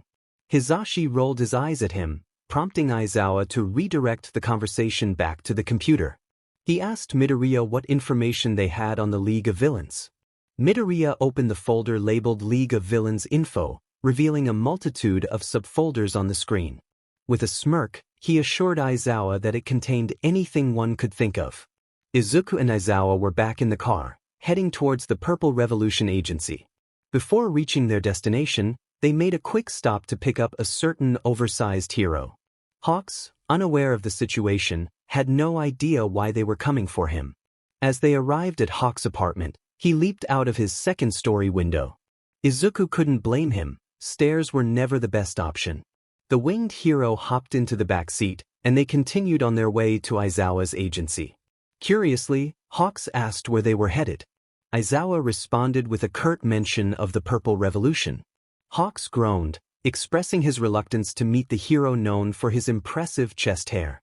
Izuku recalled Aizawa mentioning that the agency was run by His Purple Highness, whose quirk was indeed related to his chest hair. Unsure of what that quirk entailed, Izuku hesitated to ask further questions. They soon arrived at an extravagant building surrounded by palm trees, where Midnight awaited them outside the entrance. She greeted them enthusiastically, complimenting their appearance and inviting them inside, mentioning that His Purple Highness was eager for their return. Following her inside, Izuku found himself in a large conference room. At the head of the table sat the hero with the remarkable chest hair, flanked by Midnight and Hawks on one side, while Aizawa and Izuku sat next to Chief Tsurigami on the other. Hawks appeared somewhat uneasy, likely still in the dark about the purpose of the meeting. His Highness welcomed them warmly, urging them to take a seat and indicating that there was much to discuss. Aizawa nodded and gestured for Izuku to present the flash drive they had prepared. Izuku understood it was his moment to share the information they had gathered. He explained that the flash drive contained extensive details about the League of Villains, including analyses of their quirks and insights into their weaknesses. He also mentioned recording all known locations operated by the League and the individuals associated with them over the past 6 months. His Highness expressed his excitement over the valuable information, inquiring how Izuku had obtained it. Izuku revealed that he had infiltrated the League's base while they believed he was their captive. The hero seemed impressed, noting that such a feat was beyond what an ordinary teenager could achieve. He then narrowed his eyes, asking for more details about Izuku's identity. Aizawa quickly interjected, clarifying that Izuku was under his protection and that he and Hisashi had been looking out for him. Izuku felt a swell of pride at being referred to as Aizawa's kid. His Highness chuckled, acknowledging Aizawa's tendency to take in strays but still seeking a more direct answer. Chief Tsurigami interrupted, reminding everyone that certain information was confidential. His Highness smiled, respecting the boundary but eager to see the contents of the flash drive. Izuku, feeling nervous, set a condition before handing it over. He could not be held accountable for how he acquired the information. His Highness glanced at Chief Tsurigami, who nodded in agreement, assuring Izuku that it would be acceptable. With a sense of relief, Izuku handed over the flash drive, feeling lighter without it. Hawks watched as Izuku passed the drive. He recalled the kid mentioning a list of everyone working for the League of Villains and felt a wave of anxiety. He had been undercover for nearly a year, and the last thing he wanted was for that information to be exposed. A worried glance at Izuku revealed the kid's reassuring wink, indicating he had taken precautions. The two heroes observed as His Highness and Chief Tsurigami reviewed the drive's contents on a laptop. Chief Tsurigami expressed his approval, stating that the information could be crucial in their efforts to dismantle the League once and for all. His Highness echoed the sentiment, thanking Izuku for the extensive research. As the meeting concluded, everyone began to leave. Hawks lingered behind, wanting to ensure that Izuku had indeed safeguarded his undercover mission. He asked if Izuku had shared any details about his assignment with the League. Izuku reassured him that he had only provided a copy of the drive with selective information. Hawks was taken aback, impressed by Izuku's cleverness. He inquired how the kid had figured out about his mission. Izuku explained that the League was not adept at keeping secrets, and their careless chatter had given him clues. Initially upset, he had come to understand that Hawks was not the villain he had assumed. Hawks chuckled, acknowledging Izuku's brilliance, while Izuku playfully remarked on Hawks' lack of insight. With a smirk, he walked away, leaving Hawks momentarily stunned by the kid's sharpness. Izuku suppressed a smile as he raced after Aizawa, who grumbled about the delay as they exited the building. Izuku replied that he was just having a little fun, prompting Aizawa to chuckle at Hawks's flustered appearance. With a smile, Aizawa urged them to get going. Just as Aizawa started the car, Hawks zipped into the back seat, dramatically gasping that he knew they wouldn't leave him behind. Aizawa retorted that Hawks had wings, to which Hawks admitted he was just lazy. Izuku and Aizawa responded in unison, acknowledging Hawks's tendency to avoid effort. Hawks rolled his eyes at their teasing, and as Aizawa started the car, they drove back home. Upon their arrival, Aizawa asked Izuku how he felt about helping to take down the League of Villains. A menacing grin crept across Izuku's face as he confidently declared that nothing could stop him. A week later, the Purple Revolution contacted Izuku and Aizawa with a plan to infiltrate the League's base, apprehend as many criminals as possible, and collect incriminating evidence to dismantle the organization for good. Izuku's research had pinpointed their hideouts, and a force of heroes would be assembled to confront each league member. The plan seemed foolproof. However, Izuku had his own agenda, one that could jeopardize his budding hero career. He was determined to make Shigaraki pay for his past actions. The heroes gathered at the Purple Revolution Agency before the battle. Aizawa, Yamada, and Izuku found themselves in the large conference room alongside All Might, Hawks, and Midnight. Each hero was assigned a league member to confront, with the plan relying on the assumption that only 6 members would be present at the base. If that changed, they would need to adapt quickly. The current matchups were All Might vs. Shigaraki, Eraserhead vs. Kurogyri, Present Mike vs. Spinner, Hawks vs. Dabi, Midnight vs. Mustard, Tsuki vs. Toga. Izuku was not pleased with the agency's pairings. Some were illogical, and he had faced Toga in battle more times than he cared to admit. Having just recovered from his injuries, he was not eager for a repeat encounter. He was about to voice his concerns when the meeting was dismissed for everyone to prepare. The agency was underestimating the League of Villains. Assigning one hero per villain left them vulnerable. If even one hero fell, the villains would gain the upper hand. That was why Izuku had made his own preparations, knowing the other heroes might not approve, but he felt he had no choice. Izuku opened his phone and sent out a message, "It's go time." Todoroki had been waiting by his door for Midoriya's message all day. With his father absent, he was no longer subjected to intense training sessions. Although he still trained, it was less frequent and more relaxed without the pressure of his father's expectations. This newfound freedom left him with too much time on his hands, leading to hours of aimless staring. So, when Midoriya texted him about a mission, he eagerly agreed. Hearing his phone ding in his pocket, Todoroki read the message, "It's go time." Taking a deep breath, he set out toward the League of Villains base. Bakugo was itching for a fight. That annoying nerd had avoided him for weeks, only to ask if he wanted to risk his life taking down a bunch of villains. Bakugo was baffled by the nerve of his classmate.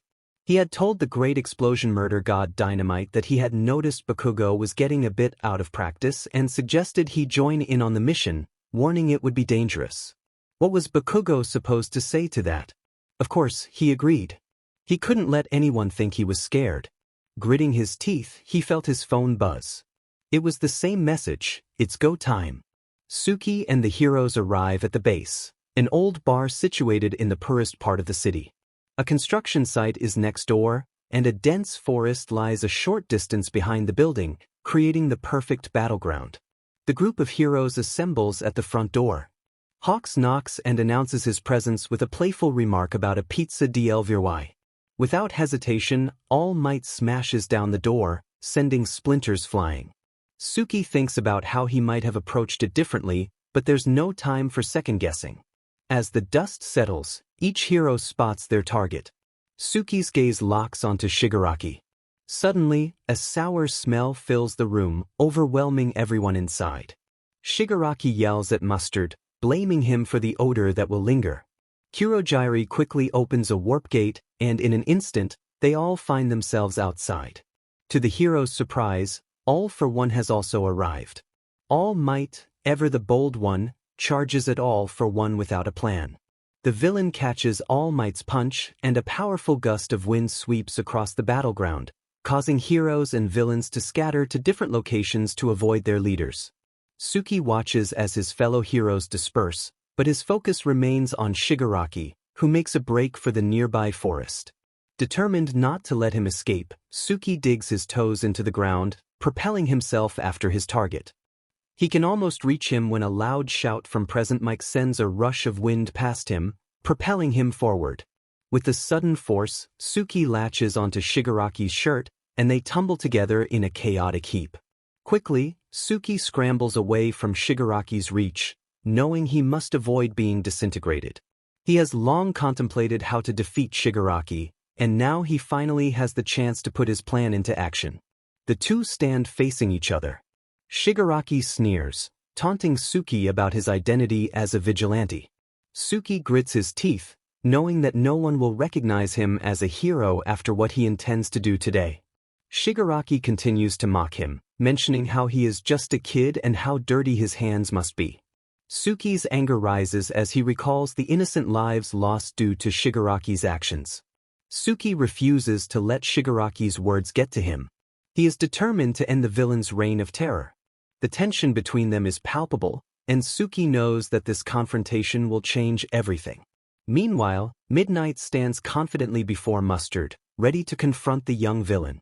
She knows he thinks he can outmaneuver her with his sleep-inducing gas, but she is prepared. Midnight closes the distance between them, relying on her near immunity to toxic gases. However, Mustard possesses a handgun, adding an element of danger to their encounter. Midnight reveals her bullwhip, snapping it to the side with a flourish. She warns Mustard to submit or face the consequences. Just then, 2 gunshots ring out, one narrowly missing her ear and the other grazing her arm, leaving a mark on her costume. The pain invigorates her, fueling her adrenaline as she charges forward. With a swift motion, Midnight cracks her whip, disarming Mustard and sending his revolver to the ground. Frustrated, he shouts as she releases a cloud of sleeping gas and rushes at him. In the chaos, she manages to grab the front of his gas mask and yank it off, causing him to collapse in a heap. Looking down at the unconscious boy, Midnight reflects on his potential to become a great hero. She empathizes with him, recalling the pressures she faced in her youth. If only he had received guidance before choosing this dark path. With a heavy heart, she picks him up and heads toward one of the ambulances on standby, hoping to ensure his safety. She shudders at the thought of how easily she could have ended up in his position had she made different choices. Aizawa watched as Midoriya dashed after Shigaraki when All Might left his position. That reckless kid was putting himself in danger. Someone without a quirk was not equipped to confront someone who could disintegrate anything he touched. If only he could reach Midoriya in time to cancel Shigaraki's powers long enough for him to gain the upper hand. But first, he had to deal with Kurogiri. All might think he was above the plan, but Aizawa knew better. He just hoped Midoriya could hold his own for the moment. It seemed his husband shared the same determination, as Hizashi quickly joined Aizawa's side after easily neutralizing the movements of the villain before them. Hizashi shot Aizawa a brief glance, prompting the underground hero to cover his ears. With a powerful shout, Hizashi unleashed his quirk, causing the ground to tremble. The force of his voice was immense, rivaling even All Might's strength. However, Kurogiri appeared unaffected, his fog swirling in the wind. It reminded Aizawa of something, but he shook off the thought, focusing on the villain before him. He knew Kurogiri had a physical form hidden beneath the fog, which meant he could use his own quirk. As Aizawa's hair floated away from his face, he stared down the villain. Gradually, the fog began to clear, revealing a familiar face. Oboro, he thought, recognition dawning on him. Meanwhile, All Might was taken aback that All for One had caught his smash. The number 1 hero realized he must be growing weaker. He needed to find a successor before it was too late.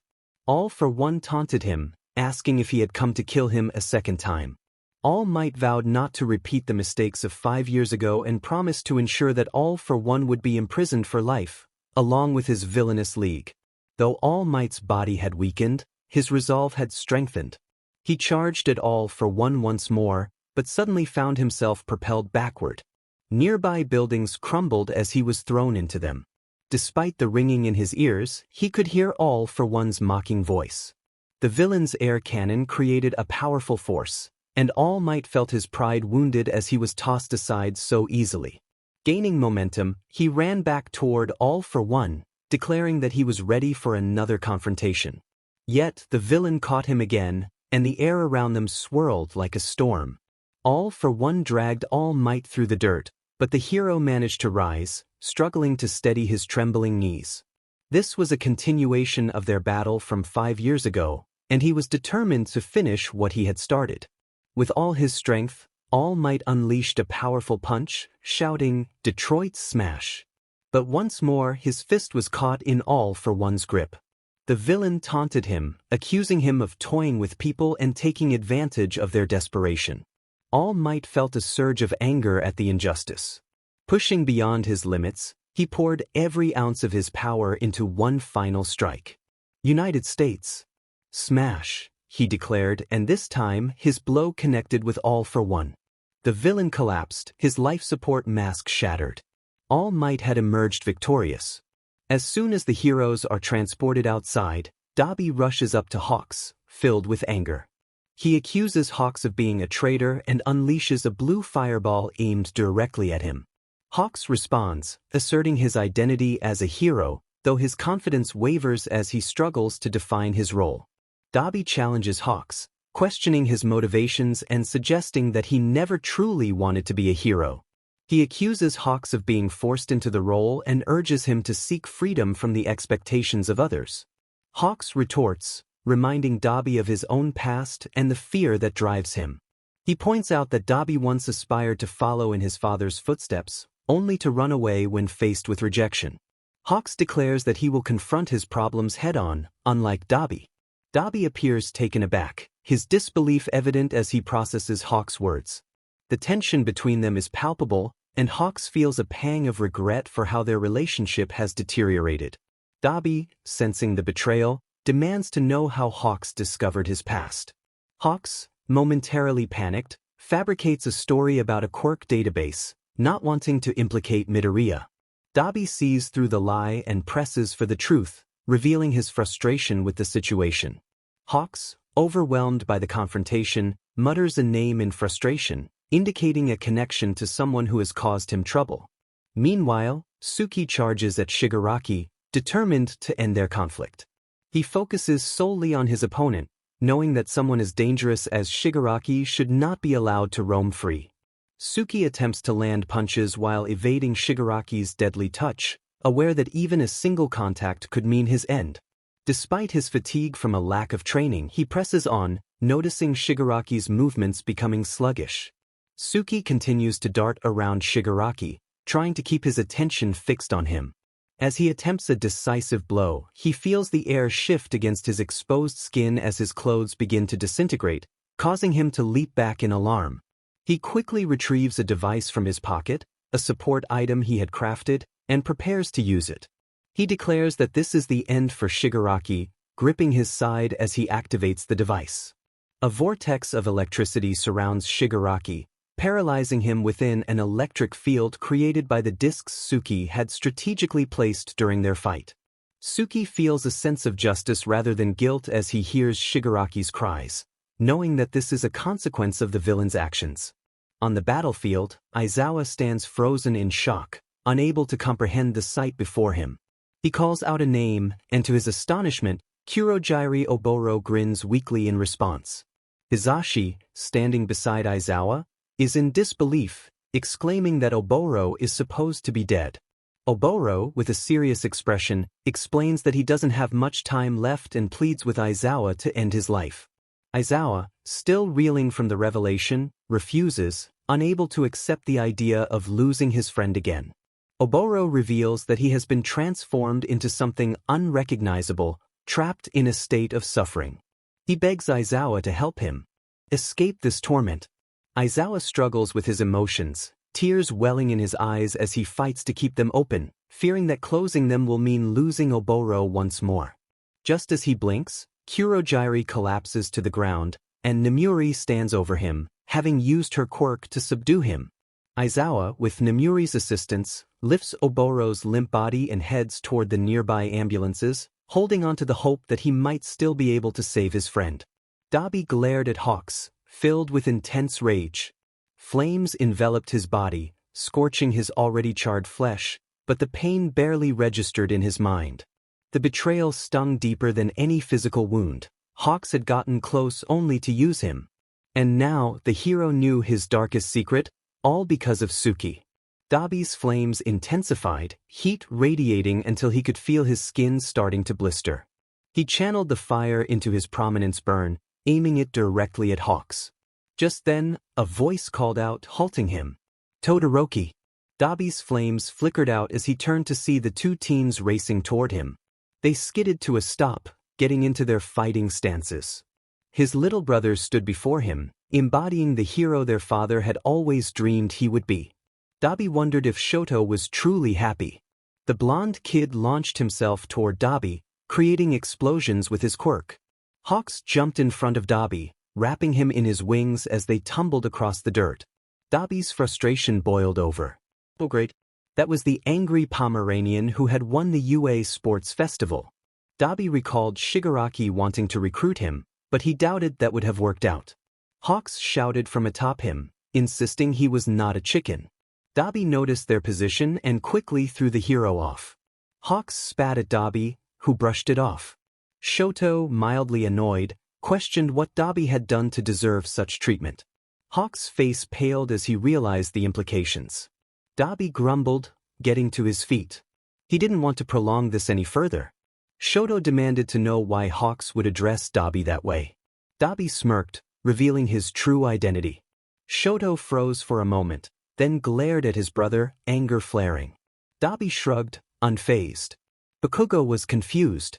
Why had Todoroki lost his composure over the word, kettle? The situation made no sense to him. A gut-wrenching howl drew Bakugo's attention to the trees. He barely registered what was happening before he found himself running toward the tree-line. Shigaraki wailed from within a web of electricity, begging for it to stop. Bakugo's gaze shifted from the villain's pulsing form to see Deku holding down a button on a remote. Deku's voice rang out, filled with anguish as he confronted Shigaraki, expressing the pain he had endured for years. Tears streamed down his face as he declared it was time for Shigaraki to repent for his wrongs. Bakugo called out to Deku, trying to reach him through the haze of his emotions. Deku's manic green eyes turned toward him, confusion evident. Bakugo urged him to hand over the remote, extending his hand gently. When Deku dropped it and followed close behind, he buried his head between his knees, tangled in his curly green hair. Deku's distress was palpable as he lamented losing control. Bakugo crouched down in front of him, momentarily forgetting about the villain nearby. He tried to reassure his old friend, placing a hand on Izuku's knee. Deku looked up with teary eyes, feeling like a villain. Bakugo shook his head, insisting he was not a villain. He pulled Deku close, but then noticed a wetness on his hand. To his shock, it was blood. Bakugo's voice rose in alarm as he realized Deku was bleeding. Deku, with glassy eyes, asked if Bakugo had said something. Bakugo called out to him, but Deku fell limp in his arms. All Might looked down at All for One, whose body convulsed from the lack of oxygen. He called out to Hawks across the field, asking for assistance. Scarlet feathers soared through the air, stirring up dust as they approached. Hawks, with a hint of sarcasm, questioned whether All Might expected him to walk over. All Might grumbled in response, blinking the sand from his eyes. Hawks then pointed out the villain, clearly unimpressed with the situation.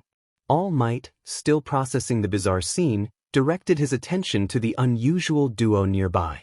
He was taken aback to see young Todoroki sitting with a notorious villain. Todoroki flatly stated that the villain was his brother, introducing him as Tuya Todoroki with a mock gesture. All Might, confused by the encounter, offered a hesitant greeting. Hawks interjected, reminding them that they had a villain in critical condition needing immediate attention. All Might quickly apologized for the delay and awkwardly bowed to Tuya, unsure of the proper etiquette in this strange circumstance. He was acutely aware of his own vulnerability after exhausting his powers in the fight against All for One. Suddenly, young Bakugo burst onto the scene, shouting for everyone to move aside. He was shirtless and carrying Midoriya, who was in distress.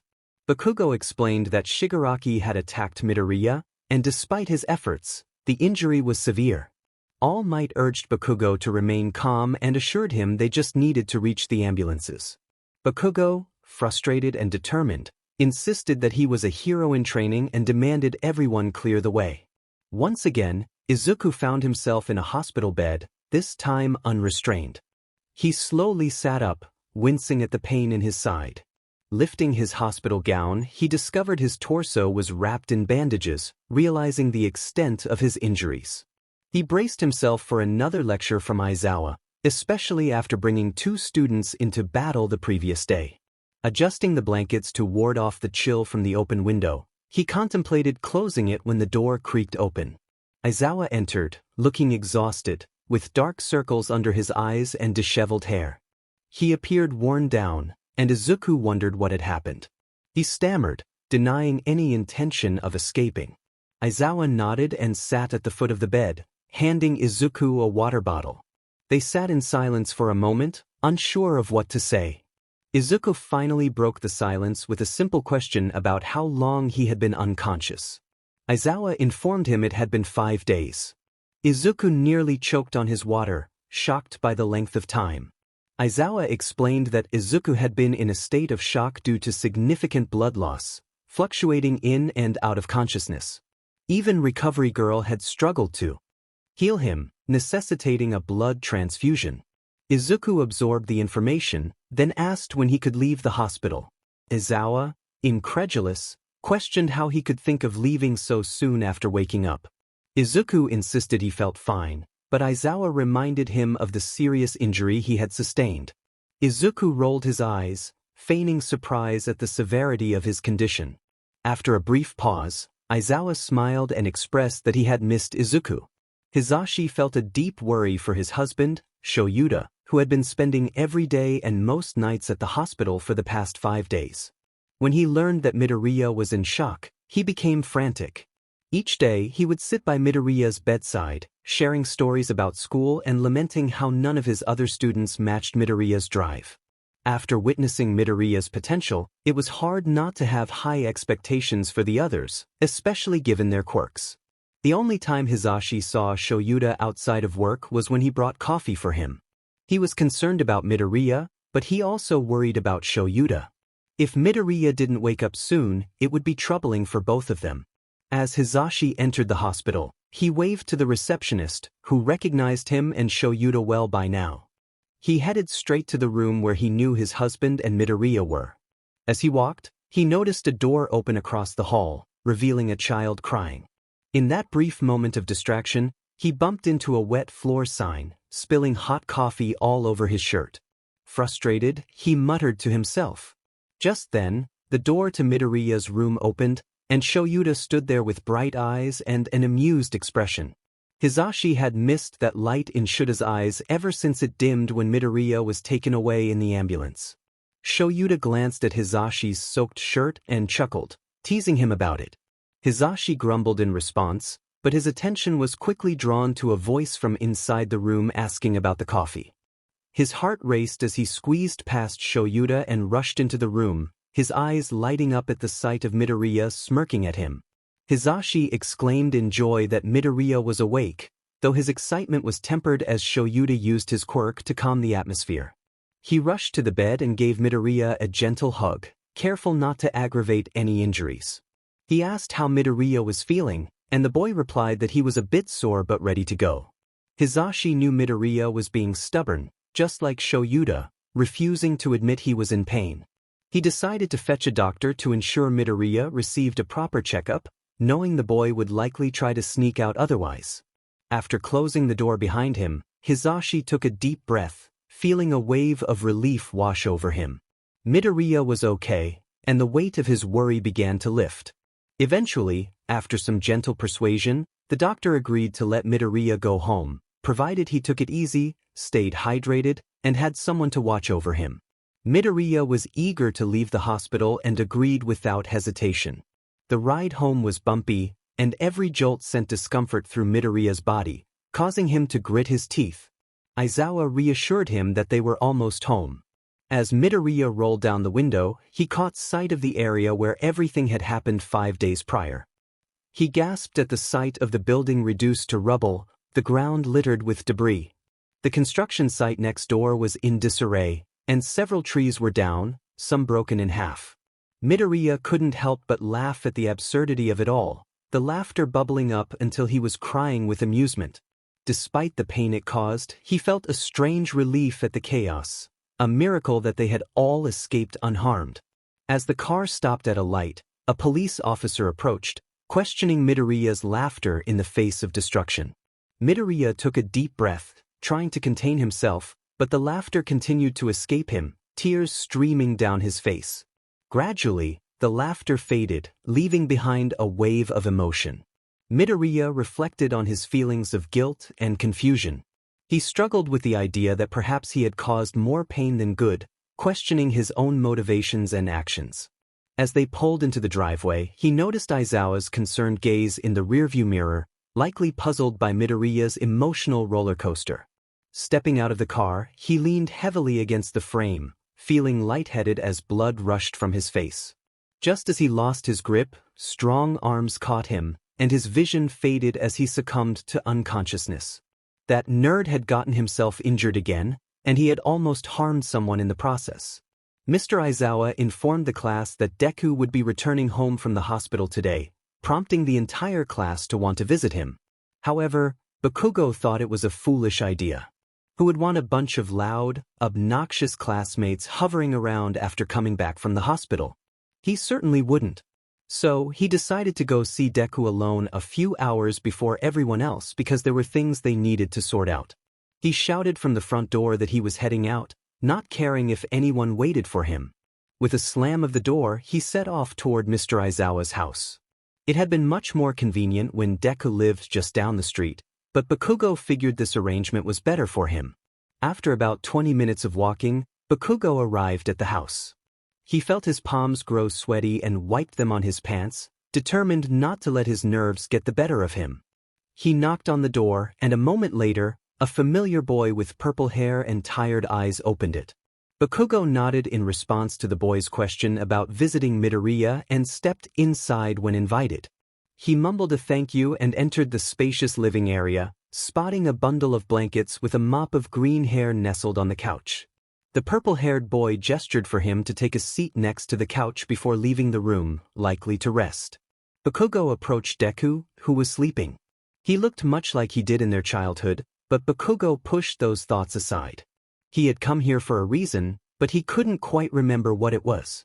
Suddenly, the blankets shifted, and Deku's emerald eyes blinked open, startled. He jumped off the couch and landed on the floor, wincing as he clutched his side. Bakugo felt a surge of panic and stood, unsure of how to react. Deku, catching his breath, asked why Bakugo was there. Bakugo, with a glare, pointed out,